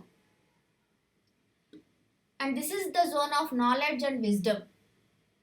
ಆ್ಯಂಡ್ ಮೋರ್ ಓವರು ನಿಮಗೆ ಸೆಕ್ಯೂರಿಟಿ, ನಮಗೆ ನಾವಿವಾಗ ಮನೇಲಿದ್ದರೂ ನಮಗೆ ಸೆಕ್ಯೂರ್ ಆಗಿದ್ದೀವಪ್ಪ, ನೆಮ್ಮದಿಯಾಗಿದ್ದೀವಿ, ಪೀಸ್ಫುಲ್ ಆಗಿದ್ದೀವಿ ಅಂತಂದರೆ ನಮಗೆ ವೆಸ್ಟ್ ಝೋನು ಬ್ಯಾಲೆನ್ಸ್ ಆಗಿದ್ರೇ ಅದೆಲ್ಲ ಮಾಡೋಕ್ಕೆ ಸಾಧ್ಯ. ಆ್ಯಂಡ್ ಈ ಝೋನ್ ಕಲರ್ ಬಂದು white and grey colour. Suppose ನಿಮ್ಮ ಬೆಡ್ರೂಮ್ ವೆಸ್ಟ್ ಝೋನಲ್ಲಿ ಬಂದಿದೆ, ಅಥವಾ ನಿಮ್ ಬೆಡ್ರೂಮ್ ಅಂದ್ರೆ ರೂಮ್ ಎಲ್ಲ ಅಲ್ಲ, ಆಕ್ಚುಲಿ ಮಂಚ ಅಂತ ಅನ್ಕೊಳ್ಳಿ. ಆ ಮಂಚದ ಮೇಲೆ ನೀವು dark red colours, grey colours, grey ಹಾಕ್ಬೋದು, ವೈಟ್ ಅಂಡ್ ಗ್ರೇ ಹಾಕ್ಬೋದು, dark red colours, green colours, ಈ ತರ ಬೆಡ್ಶೀಟ್ಸ್ ಯೂಸ್ ಮಾಡಬೇಡಿ. Avoid that. ನೆಕ್ಸ್ಟ್ ಬರುವಂತ zone west of north west. This is the zone of depression, weeping, stress release zone ಅಂತ ಹೇಳಿ. Stress release ಮಾಡ್ಬೇಕಂದ್ರೆ actually ಈ ಝೋನಲ್ಲಿ toilet ಇದ್ರೆ ತುಂಬಾ ಒಳ್ಳೇದು. ದಿವಸಕ್ಕೆ ಒಂದು 10 ನಿಮಿಷ 15 ನಿಮಿಷ ಈ ಝೋನಲ್ಲಿ ಕೂತ್ಕೊಂಡು ನಾವು ಸ್ವಲ್ಪ ಹೊತ್ತು ಕೂತ್ಕೊಳ್ಳೋದ್ರಿಂದ ಒಂದು 10ರಿಂದ 15 ನಿಮಿಷ ನಮ್ಮ ಕಷ್ಟಗಳೆಲ್ಲ ಆಲೋಚನೆ ಮಾಡಿ ಅದನ್ನ ರಿಲೀಸ್ ಮಾಡಿಬಿಟ್ಟು, ಆ ಸ್ಟ್ರೆಸ್ ಎಲ್ಲ ರಿಲೀಸ್ ಮಾಡಿಬಿಟ್ಟು ನಾವು ಆಚೆ ಬರ್ಬೋದು. ಈ ಝೋನಲ್ಲಿ ಟಾಯ್ಲೆಟು ತುಂಬಾ ಒಳ್ಳೇದು. ಬಟ್ ಈ ಝೋನಲ್ಲಿ ಮಕ್ಕಳ ಫೋಟೋ ಆಗಲಿ, ನಿಮ್ಮ ಫೋಟೋ, ನಿಮ್ಮ ಮನೆಯವ್ರ ಫೋಟೋಗಳಾಗಲಿ ಹಾಕಬೇಡಿ. ಇದು ಡಿಪ್ರೆಷನ್ ಝೋನ್ ಆಗಿರೋದ್ರಿಂದ ಆ ಝೋನಲ್ಲಿ ಆ ಫೋಟೋಸ್ ಎಲ್ಲ ಇದ್ರೆ ಯಾವಾಗಲೂ ಡಿಪ್ರೆಸ್ಡ್ ಆಗೇ ಇರ್ತಾರೆ, ನೆಗೆಟಿವ್ ಥಿಂಕಿಂಗ್ಸೇ ಇರುತ್ತೆ. ನಿಮಗೆ ರಾಮಾಯಣದಲ್ಲಿ ಇವ್ರದ್ದು ಗೊತ್ತಲ್ವಾ, ನಿಮಗೆ ಕೈಕೇಯಿ ಸ್ಟೋರಿ ಗೊತ್ತಲ್ವಾ ಎಲ್ಲಾರ್ಗೂ? ಹಲೋ, ನಿದ್ದೆ ಬರ್ತಾ ಇದೆಯಾ ಎಲ್ಲಾರ್ಗೂ? ಇಲ್ಲ ಇಲ್ಲ ಇಲ್ಲ. ರಾಮಾಯಣದಲ್ಲಿ ಸ್ಟೋರಿ ಗೊತ್ತಲ್ವಾ? ಭರತನ್ನ ರಾಜ ಮಾಡ್ಬೇಕು ಅಂತ ಹೇಳಿ ಅವಾಗ ಜಗಳ ಮಾಡ್ತಾಳೆ ಅವ್ರ ಹಸ್ಬೆಂಡ್ ಮೇಲೆ, ದಶರಥನ್ ಮೇಲೆ. ಅವಾಗ ರಾಜರೆಲ್ಲ ಕೋಪ ಭವನ ಅಂತ ಇಡ್ತಾ ಇದ್ರು. ಅವಾಗ ಕಿಂಗ್ಸ್ ಎಲ್ಲ ಒಳ್ಳೆ ಆರ್ಕಿಟೆಕ್ಚರ್ನ ಇಟ್ಕೊಂಡು ನೀಟಾಗಿ ಅವರ ರಾಜರದ ಆಸ್ಥಾನಗಳೆಲ್ಲ ಕಟ್ಟಿಸ್ತಾ ಇದ್ರು. ಅಂತ ಟೈಮಲ್ಲಿ ಕೋಪ ಬಂದಾಗ ಇರೋದಕ್ಕೆ ಒಂದು ರೂಮು, ಒಂದು ಭವನ ಅಂತ ಕಟ್ತಾ ಇದ್ರು, ಕೋಪ ಭವನ. ರಾಜಸ್ಥಾನದಲ್ಲೆಲ್ಲ ಆ ತರ ಕಟ್ತಾ ಇದ್ರು. ಸೊ ಅವಾಗ ರಾಣಿಯರಿಗೆ ಯಾರಿಗೆ ಕೋಪ ಬಂದ್ರೆ ಅವ್ರು ಹೋಗಿ ಅಲ್ಲಿ ಕೂತ್ಕೊಂಡ್ರೆ ಅವ್ರಿಗೆ ಕೋಪ ಬಂದಿದೆ ಅಂತ ಅರ್ಥ. ಸ್ವಲ್ಪ ಹೊತ್ತು ಅವ್ರು ಅಲ್ಲಿದ್ದು ಹತ್ತು ಕರೆದು ಅಲ್ಲಿಂದ ಆಚೆ ಬಂದ್ರೆ ಆ ಸ್ಟ್ರೆಸ್ ರಿಲೀಸ್ ಆಗಿದೆ ಅಂತ. ಸಪೋಸ್ ಇವಾಗ ನಮ್ಗೆ ಆ ತರ ಎಲ್ಲ ಇಲ್ವಲ್ಲ. ಸೊ ಮನೆಯಲ್ಲಿ ಟಾಯ್ಲೆಟ್ ಆ ಝೋನಲ್ಲಿ ಇದ್ರೆ ಅಲ್ಲಿ ಒಂದು 10 ಮಿನಿಟ್ಸ್ ಸ್ಪೆಂಡ್ ಮಾಡೋದ್ರಿಂದ ಆ ಸ್ಟ್ರೆಸ್ ಎಲ್ಲ ನಾವು ರಿಲೀಸ್ ಮಾಡ್ಬೋದು ಅಂತ ಅರ್ಥ. ಇದ್ರ ಕಲರ್ ಬಂದು ವೈಟ್ ಅಂಡ್ ಗ್ರೇ. ನೆಕ್ಸ್ಟ್ ಬರುವಂತ zone north west. Excuse me. North west ಇದು ಸಪೋರ್ಟ್ ಝೋನ್. ಸಪೋರ್ಟ್ ಅಂದ್ರೆ ಏನು? ಈಗಿನ ಕಾಲದಲ್ಲಿ ಸಪೋರ್ಟ್ ಅಂದ್ರೆ ನಮಗೆ ಬ್ಯಾಂಕ್ ಸಪೋರ್ಟೋ ಅಥವಾ ನಮ್ಮ ರಿಲೇಟಿವ್ ಸಪೋರ್ಟೋ, ಫ್ಯಾಮಿಲಿ ಸಪೋರ್ಟೋ ಬೇಕು ಅಲ್ವಾ? ಬಟ್ ಆಗಿನ ಕಾಲದಲ್ಲಿ ನಮ್ಗೆ ಈ ಬ್ಯಾಂಕ್ಗಳು ಇವೆಲ್ಲ ಇಲ್ಲ, ಹಣನೂ ಕೊಟ್ಟು ತಗೊಳಂಗಿರ್ಲಿಲ್ಲ. ಗ್ರೇನ್ಸ್ ಎಲ್ಲ ಸ್ಟೋರ್ ಮಾಡ್ತಾ ಇದ್ರಲ್ವಾ, ದೊಡ್ಡ ದೊಡ್ಡ ರೂಮ್ಸ್ ಕಟ್ಬಿಟ್ಟು ಅಲ್ಲೆಲ್ಲ ದವಸ ಧಾನ್ಯಗಳೆಲ್ಲ ಇಡ್ತಾ ಇದ್ರಲ್ವಾ. ಅದು ಬಂದು ನಾರ್ತ್ ವೆಸ್ಟ್ ಝೋನು. ಅಲ್ಲಿ ವರ್ಷ ಇಡೀ ಅವರು 6 ತಿಂಗಳಿಗೋ 1 ವರ್ಷಕ್ಕೋ ಆಗೋಷ್ಟು ಅಕ್ಕಿಗಳ ಮೂಟೆ ಹಾಕೊಳ್ಳೋದು, ಬೇಳೆಗಳು ಹಾಕೊಳ್ಳೋದು, ಈ ತರ ಎಲ್ಲ ಇಟ್ಕೋತಾ ಇದ್ರಲ್ವಾ. ಅದು ಬಂದು ನಾರ್ತ್ ವೆಸ್ಟ್ ಝೋನು, ನಮಗೆ ಸಪೋರ್ಟ್ ಝೋನು. ಈಗ ಅಂದ್ರೆ bank support, financial support, family support. ಇವಾಗ ನಿಮ್ಮ ಮನೆಯಲ್ಲಿ ಫ್ಯಾಮಿಲಿಯಲ್ಲಿ ಯಾರಾದರೂ ನಿಮಗೆ ಸಪೋರ್ಟ್ ಮಾಡ್ತಾ ಇಲ್ಲ ಅಂದ್ರೆ ಅವ್ರ ಫೋಟೋ ತಗೊಂಡೋಗಿ ನಾರ್ತ್ ವೆಸ್ಟ್ಗೆ ಹಾಕಿ, they will support you. North west zone ನೀವು ಫೈಂಡ್ ಔಟ್ ಮಾಡಿಕೊಂಡು ಕಾಂಪಾಸ್ ಇಂದ ಆ ಝೋನಲ್ಲಿ ಅವ್ರ ಫೋಟೋ ಹಾಕಿ, they will support you, north west zone. And ನಿಮ್ಗೆ ಏನಾದ್ರು ಬಿಸ್ನೆಸ್ ಮಾಡ್ತಾ ಇದ್ದೀರಾ, ನೀವೇನಾದ್ರು ಸೇಲ್ ಮಾಡ್ತಾ ಇದ್ದೀರಾ, ಆ ವಸ್ತುಗಳನ್ನ ಆ ಝೋನಲ್ಲಿ ಇಡಿ, north west zone. For example, ನಿಮ್ಮ ಪ್ರಾಪರ್ಟಿ ಸೇಲ್ ಮಾಡಬೇಕು, ಪ್ರಾಪರ್ಟಿ ಸೇಲ್ ಆಗ್ತಾ ಇಲ್ಲ, ಸೇಲ್ ಮಾಡಬೇಕು, ಪ್ರಾಪರ್ಟಿ ಡಾಕ್ಯುಮೆಂಟ್ಸ್ ತಗೊಂಡೋಗಿ ನಾರ್ತ್ ವೆಸ್ಟ್ ಅಲ್ಲಿ ಇಡಿ. You can sale that property easily because this is a supporting zone.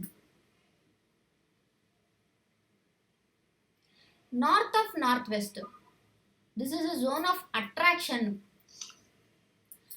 sensual enjoyment, sense of fulfillment, bonding, and husband and wife bonding ಚೆನ್ನಾಗಿರ್ಬೇಕು. ಮದುವೆ ಆಗಿ ನ್ಯೂಲಿ ಮ್ಯಾರಿಡ್ ಕಪಲ್ಗೆ ಸೌತ್ ವೆಸ್ಟ್ ಝೋನ್ ಬೆಡ್ರೂಮ್ಗಿಂತ north west zone bedroom ಕೊಡೋದು ತುಂಬಾ ಒಳ್ಳೇದು.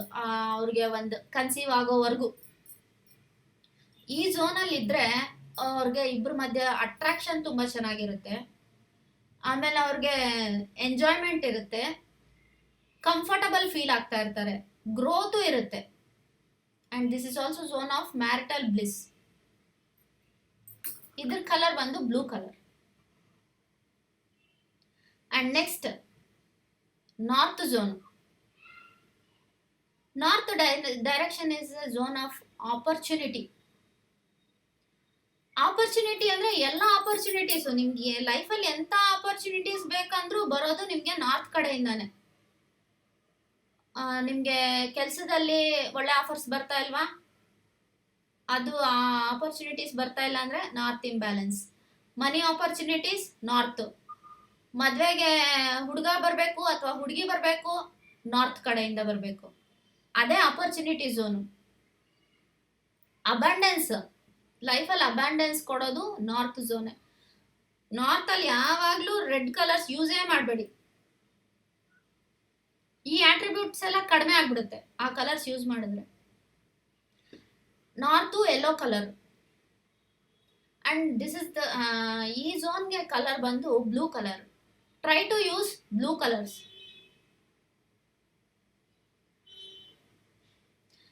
North of north east, this is the zone of health. ಮನೇಲಿ ಯಾರಿಗಾರು ಹುಷಾರಿಲ್ಲ, ನಿಮ್ಗೆ ನಾರ್ತ್ ಕಡೆ ಇರುವಂತ ರೂಮ್ ಅಲ್ಲಿ ನಾರ್ತ್ ಆಫ್ ನಾರ್ತ್ ವೆಸ್ಟ್ ಎಲ್ಲಿ ಬರುತ್ತೋ ಅಲ್ಲಿ ಮಂಚ ಹಾಕಿ ಅವ್ರನ್ನ ಮಲ್ಕೊಳಕ್ ಹೇಳಿ, ಬೇಗ ಹುಷಾರಾಗ್ತಾರೆ. ಇಮ್ಯುನಿಟಿ ಜಾಸ್ತಿ ಆಗುತ್ತೆ ಅಲ್ಲಿ ಮಲ್ಗೋದ್ರಿಂದ. ಅಂಡ್ ಹೀಲಿಂಗ್ ಚೆನ್ನಾಗಾಗತ್ತೆ ಆ ಝೋನಲ್ಲಿ ಮಲ್ಗಿದ್ರೆ ಮಂಚ ಹಾಕೊಂಡು.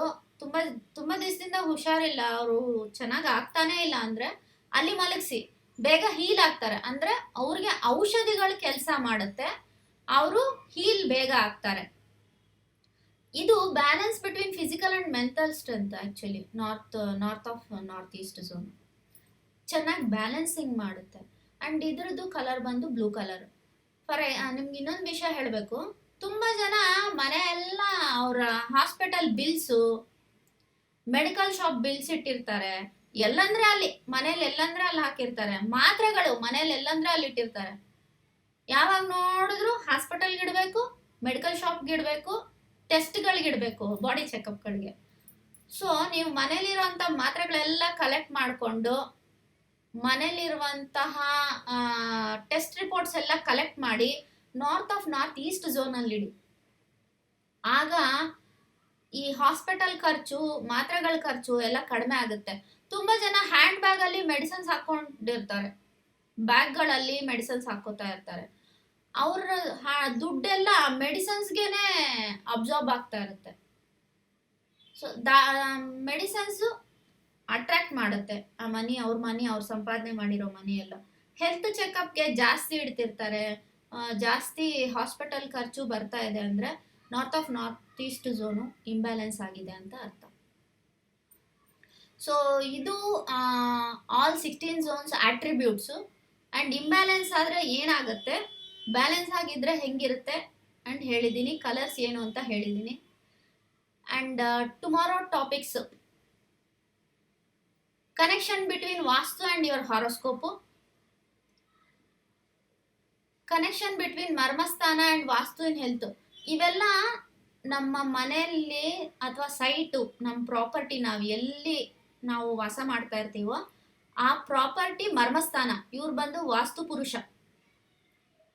ಇವೆಲ್ಲ ಮರ್ಮಸ್ಥಾನಗಳು. ಆಕ್ಚುಲಿ ಮನೆ ಕಟ್ಟೋವಾಗ್ಲೇ ಆಟೋಮ್ಯಾಟಿಕ್ ಆಗಿ ಈ ಮರ್ಮಸ್ಥಾನಗಳೆಲ್ಲ ಆ ಸ್ಥಾನದಲ್ಲಿ ಪಿಲ್ಲರ್ಸ್ ಆಗ್ಲಿ ಅಥವಾ ಏನಾದ್ರು ಭಾರ ಆಗ್ಲಿ ಬರ್ದಿರಂಗೆ ಅದೇ ನೇಚರೇ ಅದನ್ನ ಅಡ್ಜಸ್ಟ್ ಮಾಡ್ಬಿಟ್ಟಿರುತ್ತೆ. ಮನೆ ಕಟ್ಟಾದ್ಮೇಲೆ ನಾವೇನಾದ್ರು ಅದನ್ನ ಅಲ್ಲಿ ಇಡಬಾರ್ದಂತಹ ವಸ್ತುಗಳಿಟ್ಟು ಇಂಬ್ಯಾಲೆನ್ಸ್ ಮಾಡ್ಕೊಂಡ್ರೆ ಆ ಮರ್ಮಸ್ಥಾನಗಳು ಪ್ರಾಬ್ಲಮೆಟಿಕ್ ಆಗುತ್ತೆ. And road it's very very important. Actually ನಮ್ಮ ಮನೆ ಎಲ್ಲ ಬ್ಯಾಲೆನ್ಸ್ ಆಗಿದೆ, ವಾಸ್ತು ಪ್ರಕಾರ ಚೆನ್ನಾಗಿ ಕಟ್ಕೊಂಡಿದೀವಿ. ಈ ರೋಡ್ ಹಿಟ್ಸ್, ಇವೆಲ್ಲ ರೋಡ್ ಹಿಟ್ಸು. ನಮ್ಮ ಮನೆ ಎದುರುಗಡೆ ರೋಡ್ ಬಂದಿದೆ, ಮನೆ ಸೈಡಿಂದ ರೋಡ್ ಬಂದಿದೆ, ಟೀ ಹಿಟ್ ಬಂದಿದೆ, ಅವೆಲ್ಲ ಮನೆಯಲ್ಲಿ ತುಂಬಾ ಪ್ರಾಬ್ಲಮೆಟಿಕ್ ಮಾಡುತ್ತೆ. ಹೆಲ್ತ್ ಆಗಲಿ, ಫೈನಾನ್ಷಿಯಲ್ ಆಗಲಿ, ರಿಲೇಶನ್ಶಿಪ್ ಆಗಲಿ, ಯಾವ ಝೋನ್ ಕಡೆಯಿಂದ ನಮಗೆ ಹಿಟ್ಟು ಬಂದಿದೆಯೋ ಆ ಝೋನ್ ಕಡೆಯಿಂದ ಆ ಆಟ್ರಿಬ್ಯೂಟ್ ಪ್ರಾಬ್ಲಮ್ ಅಲ್ಲಿ ಇರುತ್ತೆ. ನೆಕ್ಸ್ಟ್ ಬಂದು ಕೆರಿಯರ್ ವಾಸ್ತು. ನಾಳೆ ನಾವು ಯಾವ ಕೆಲಸ ಮಾಡ್ತಾ ಇದ್ರೆ ಯಾವ ಝೋನ್ ಇಂಪಾರ್ಟೆಂಟು, ಈ 16 ಝೋನ್ಸ್ ಅಲ್ಲಿ ಯಾವ ಝೋನ್ ಇಂಪಾರ್ಟೆಂಟು ಅಂತ ನಾನು ನಾಳೆ ತಿಳಿಸ್ತೀನಿ. ಆ ಝೋನ್ ನಾವು ಪರ್ಫೆಕ್ಟ್ ಮಾಡ್ಕೊಂಡ್ರೆ ಅಥವಾ ಬ್ಯಾಲೆನ್ಸ್ ಮಾಡ್ಕೊಂಡ್ರೆ ನಮ್ಮ ವರ್ಕಲ್ಲಿ ಪ್ರಾಬ್ಲಮ್ಸ್ ಏನಾದರೂ ಇದ್ರೆ ಸರಿ ಹೋಗುತ್ತೆ. And this is what today's topic. And next ನಾಳೆ ಮಿಕ್ಕಿದ್ದೆಲ್ಲ ನಾಳೆ ಹೇಳ್ಕೊಡ್ತೀನಿ. ಏನಾದರೂ ಡೌಟ್ಸ್ ಇದ್ದರೆ ಕೇಳಿ, ಐ ವಿಲ್ ಎಕ್ಸ್ಪ್ಲೇನ್ ಇಟ್.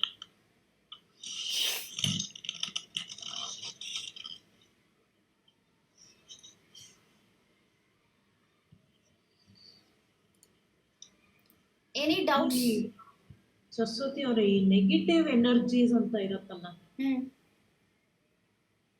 ಈ ಏನಂತಾರೆ ಈ ಸೋಲ್ಸ್, ಅದಕ್ಕೂ ವಾಸ್ತುಗೂ ಏನಾದ್ರು ರಿಲೇಷನ್ ಇದೆಯಾ? ಆಕ್ಚುಲಿ ಅದಕ್ಕೂ ವಾಸ್ತುಗೂ ಏನು ರಿಲೇಷನ್ ಇಲ್ಲ. ಸೋಲ್ಸ್ಗೂ ವಾಸ್ತುಗೂ ರಿಲೇಷನ್ ಇಲ್ಲ ಆಕ್ಚುಲಿ. ಕೆಲವೊಬ್ರು ಅದನ್ನ ಅಂತಿರ್ತಾರೆ, ಬಟ್ ಇಟ್ಸ್ ನಾಟ್ ಟ್ರೂ. ಅದು ಜಾತಕದಲ್ಲಿ ಫೈಂಡ್ ಔಟ್ ಮಾಡಬೇಕು. ಅವ್ರಿಗೇನಾದ್ರು ಆ ಥರ ಪ್ರಾಬ್ಲಮೆಟಿಕ್ ಆಗೋ ಥರ ಇದೆಯಾ ಅವ್ರಿಗೆ ದಶಾಭುಕ್ತಿ ಅಂತ ಜಾತಕದಿಂದ ನೋಡಬೇಕು. ಅಂದ್ರೆ ಈ ಕೆಲವು ಮನೆಗಳಲ್ಲಿ ಹೌದು. ನೆಗೆಟಿವ್ ಸ್ಪಿರಿಟ್ಸ್ ಇರತ್ತಲ್ಲ, ನೆಗೆಟಿವ್ ಇರುತ್ತೆ ಅಂತ ಹೇಳ್ತಾರೆ. ಇನ್ನೊಂದು ಗೊತ್ತಾ, ಅವ್ರ ಜಾತಕದಲ್ಲಿ ಅದು ಚೆನ್ನಾಗಿದ್ರೆ ಜಾತಕದಲ್ಲಿ ಚೆನ್ನಾಗಿದ್ರೆ ಅವ್ ಮನೇಲೆ ಇದ್ರು ನಮ್ನೇನು ಮಾಡಲ್ಲ. ನಿಮ್ ಜಾತಕ ಸ್ಟ್ರಾಂಗ್ ಆಗಿದ್ರೆ. ಅಲ್ಲ, ಇವಾಗ ಕೇಳಿದೀನಿ ಹಾಳ್ ಬಿದ್ದಿರೋ ಮನೆಗಳು ಅಲ್ಲ ಅವಿರುತ್ತಂತೆ ಇವಿರುತ್ತಂತೆ, ಕೇಳಿದೀನಿ ನಾನು ಅದೆಲ್ಲ. ಬಟ್ ಆ ಇದ್ರಲ್ಲೇನೆ ಇವಾಗ ಎಷ್ಟೊಂದು ಅಪಾರ್ಟ್ಮೆಂಟ್ಸ್ ಗಳು ಎಲ್ಲ ಇದ್ ಮಾಡ್ಕೋತಾರಲ್ಲ, ಆಫೀಸ್ಗಳು ಅಪಾರ್ಟ್ಮೆಂಟ್ಸ್ಗಳು ಎಲ್ಲಾನು ಬಂದ್ಬಿಟ್ಟಿರತ್ತಲ್ವ ಅದೇ ಜಾಗದಲ್ಲೇ. ಸೊ ಇವಾಗ ಬಿಲ್ಡಿಂಗ್ ಇದ್ರಲ್ಲಿ ಕಟ್ಟಿದ್ರುನು, ಈ ವಾಸ್ತು ಪ್ರಕಾರ ಕಟ್ಟಿದ್ರುನು ಆ ಸ್ಪಿರಿಟ್ಸ್ ಏನು ಇದ್ ಮಾಡಿರಕ್ ಆಗಲ್ಲ ಅಲ್ವಾ? ಅಂದ್ರೆ ಅದಕ್ ಶಾಂತಿ ಆತರ ಏನು ಅವ್ರೇನು ಶಾಂತಿ ಮಾಡ್ದಿರ ಮನೆ ಕಟ್ಬಿಟ್ಟಿರ್ತಾರೆ ಅಂತಲ್ವಾ? ಆಕ್ಚುಲಿ ಏನಂದ್ರೆ ನಾನು ಹೇಳ್ತಾ ಇದ್ದೀನಲ್ವಾ, ಜಾತಕ ಸ್ಟ್ರಾಂಗ್ ಆಗಿದ್ರೆ ಅದ್ ನಿಮ್ ಹತ್ರ ಓಡಾಡಿದ್ರು ಇನ್ನೇನು ಮಾಡಕ್ಕಾಗೋದಿಲ್ಲ. ಅದ್ ಎಫೆಕ್ಟ್ ಮಾಡೋದಿಕ್ ಆಗೋದಿಲ್ಲ. ನಾನು ಕೇಳಿದೀನಿ ಅದನ್ನೆಲ್ಲ. ತುಂಬಾ ಜನ ಸ್ಮಶಾನದಲ್ಲಿ ಇವಾಗ ಸ್ಮಶಾನದ ಹತ್ರ ಪಕ್ಕದಲ್ಲೇ ಮನೆಗಳು ಕಟ್ಬಿಟ್ಟಿರ್ತಾರೆ. ಇವಾಗ ಎಲ್ಲ ಸೈಟ್ಸ್ ಮಾಡ್ಬಿಟ್ಟು ಆ ತರ ಎಲ್ಲ ಮನೆಗಳು ಕಟ್ಬಿಟ್ಟಿರ್ತಾರಲ್ವಾ. It will not effect you until and unless your horoscope is weak. It will not effect you. Strong ಆಗಿದ್ರೆ ನಿಮ್ನೇನು ಮಾಡಕ್ ಆಗೋದಿಲ್ಲ. ಅದು ಸ್ಪಿರಿಟ್ಸ್ ಏನು ಮಾಡಲ್ಲ.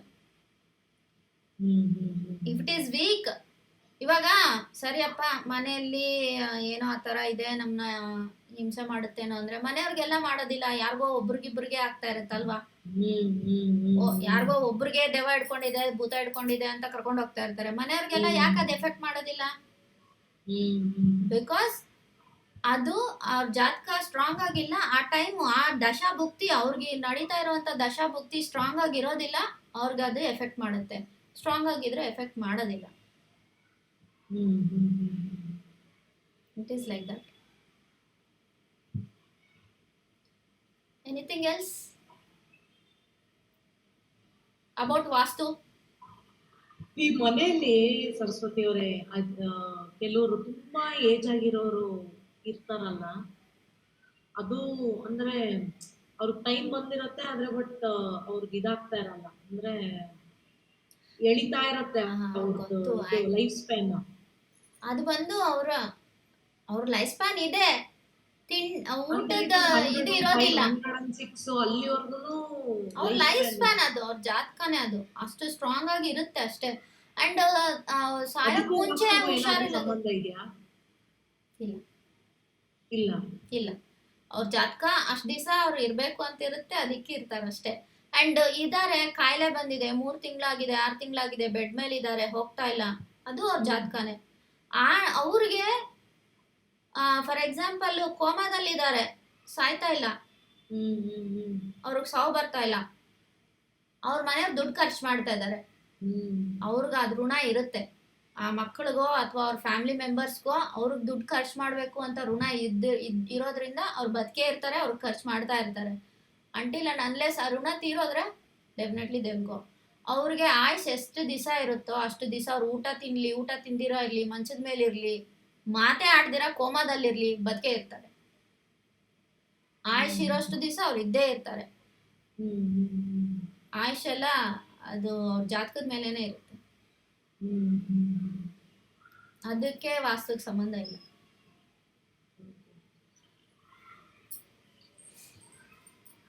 ಚೆನ್ನಾಗಿತ್ತು Saraswati. Thank you so much. And ನಾಳೆ ಇನ್ನ ಇಂಟ್ರೆಸ್ಟಿಂಗ್ ಆಗಿರುತ್ತೆ. ಕೆರಿಯರ್ಸು, ರೋಡ್ ಹಿಟ್ಸು ಇವೆಲ್ಲ ಇರುತ್ತಲ್ವಾ, ನಾಳೆ ಅದೇ, ಇನ್ನ ಅದೇ. ಇಂಟ್ರೆಸ್ಟಿಂಗ್ ಆಗಿರುತ್ತೆ. ಎನಿ ಕ್ವಶನ್ಸ್ ಅಬೌಟ್ ವಾಸ್ತು? ವಾಸ್ತು ನಮ್ದು ಇದೆ. ನಿಮ್ ಮನೆ ಪ್ಲಾನ್ ಬರ್ಸ್ಬಿಟ್ಟು ಚೆಕ್ ಮಾಡಬೇಕು. ಅಥವಾ ಮನೆ ಪ್ಲಾನ್ಸ್ ಇಲ್ಲ ಅಂದ್ರೆ ನಮ್ಮ ಹತ್ರನೂ ಆರ್ಕಿಟೆಕ್ಚರ್ಸ್ ಇದ್ದಾರೆ. ಇಫ್ ಯು ಆರ್ ಇಂಟ್ರೆಸ್ಟೆಡ್, ಅವರು ಓನ್ಲಿ 10,000 ಅಷ್ಟೇ ಚಾರ್ಜ್ ಮಾಡೋದು. ಆಚೆ ಅಷ್ಟು ಚಾರ್ಜ್ ಮಾಡೋದಿಲ್ಲ. 20,000 15,000 ಎಲ್ಲ ಚಾರ್ಜ್ ಮಾಡೋದಿಲ್ಲ. ಅರೌಂಡ್ 10,000 ಚಾರ್ಜ್ ಮಾಡ್ತಾರೆ. ಇಫ್ ಯು ವಾಂಟ್, ಅವ್ರು ಬಂದು ಪ್ಲ್ಯಾನ್ ಎಲ್ಲ ಅಳತೆಗಳೆಲ್ಲ ತೊಗೊಂಡೋಗಿ ಅವ್ರು ಪ್ಲ್ಯಾನ್ ಬರ್ಕೊಡ್ತಾರೆ. ವಾಸ್ತು ಕರೆಕ್ಷನ್ಸ್ ಮಾಡಿಸ್ಕೋಬೋದು. ಅಥವಾ ನೀವೇ ನೋಡ್ಕೋಬೋದು, ಚೆಕ್ ಮಾಡ್ಕೋಬೋದು ನಿಮ್ಮ ವಾಸ್ತು ಹೆಂಗಿದೆ ಅಂತ ಪ್ಲ್ಯಾನ್ ಬರ್ಸಿದ್ರೆ. ಪ್ಲ್ಯಾನ್ ಬರೀಲೇಬೇಕು ಮನೆಗೆ ವಾಸ್ತು ಕರೆಕ್ಷನ್ ಮಾಡಬೇಕು ಅಂದರೆ, otherwise you can't do it.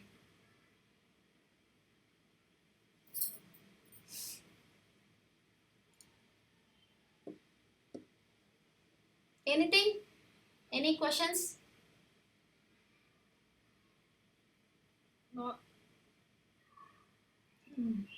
Shall we wind up? Okay ನಪ್ಪ. Okay. Okay. Thank you so much. Okay, thank you. ನಾಳೆನೂ 7 o'clock ಈಗ? ನಾಳೆನೂ 7. ಸಾಯಂಕಾಲ. ನಾಳೆನೂ evening 7 o'clock, 7 to 8:30. Tomorrow also. Okay. Kannada language ಅನಾ? Yes. ಕನ್ನಡನೇ. Okay. Okay then. Thank you so much. Thank you. Good night.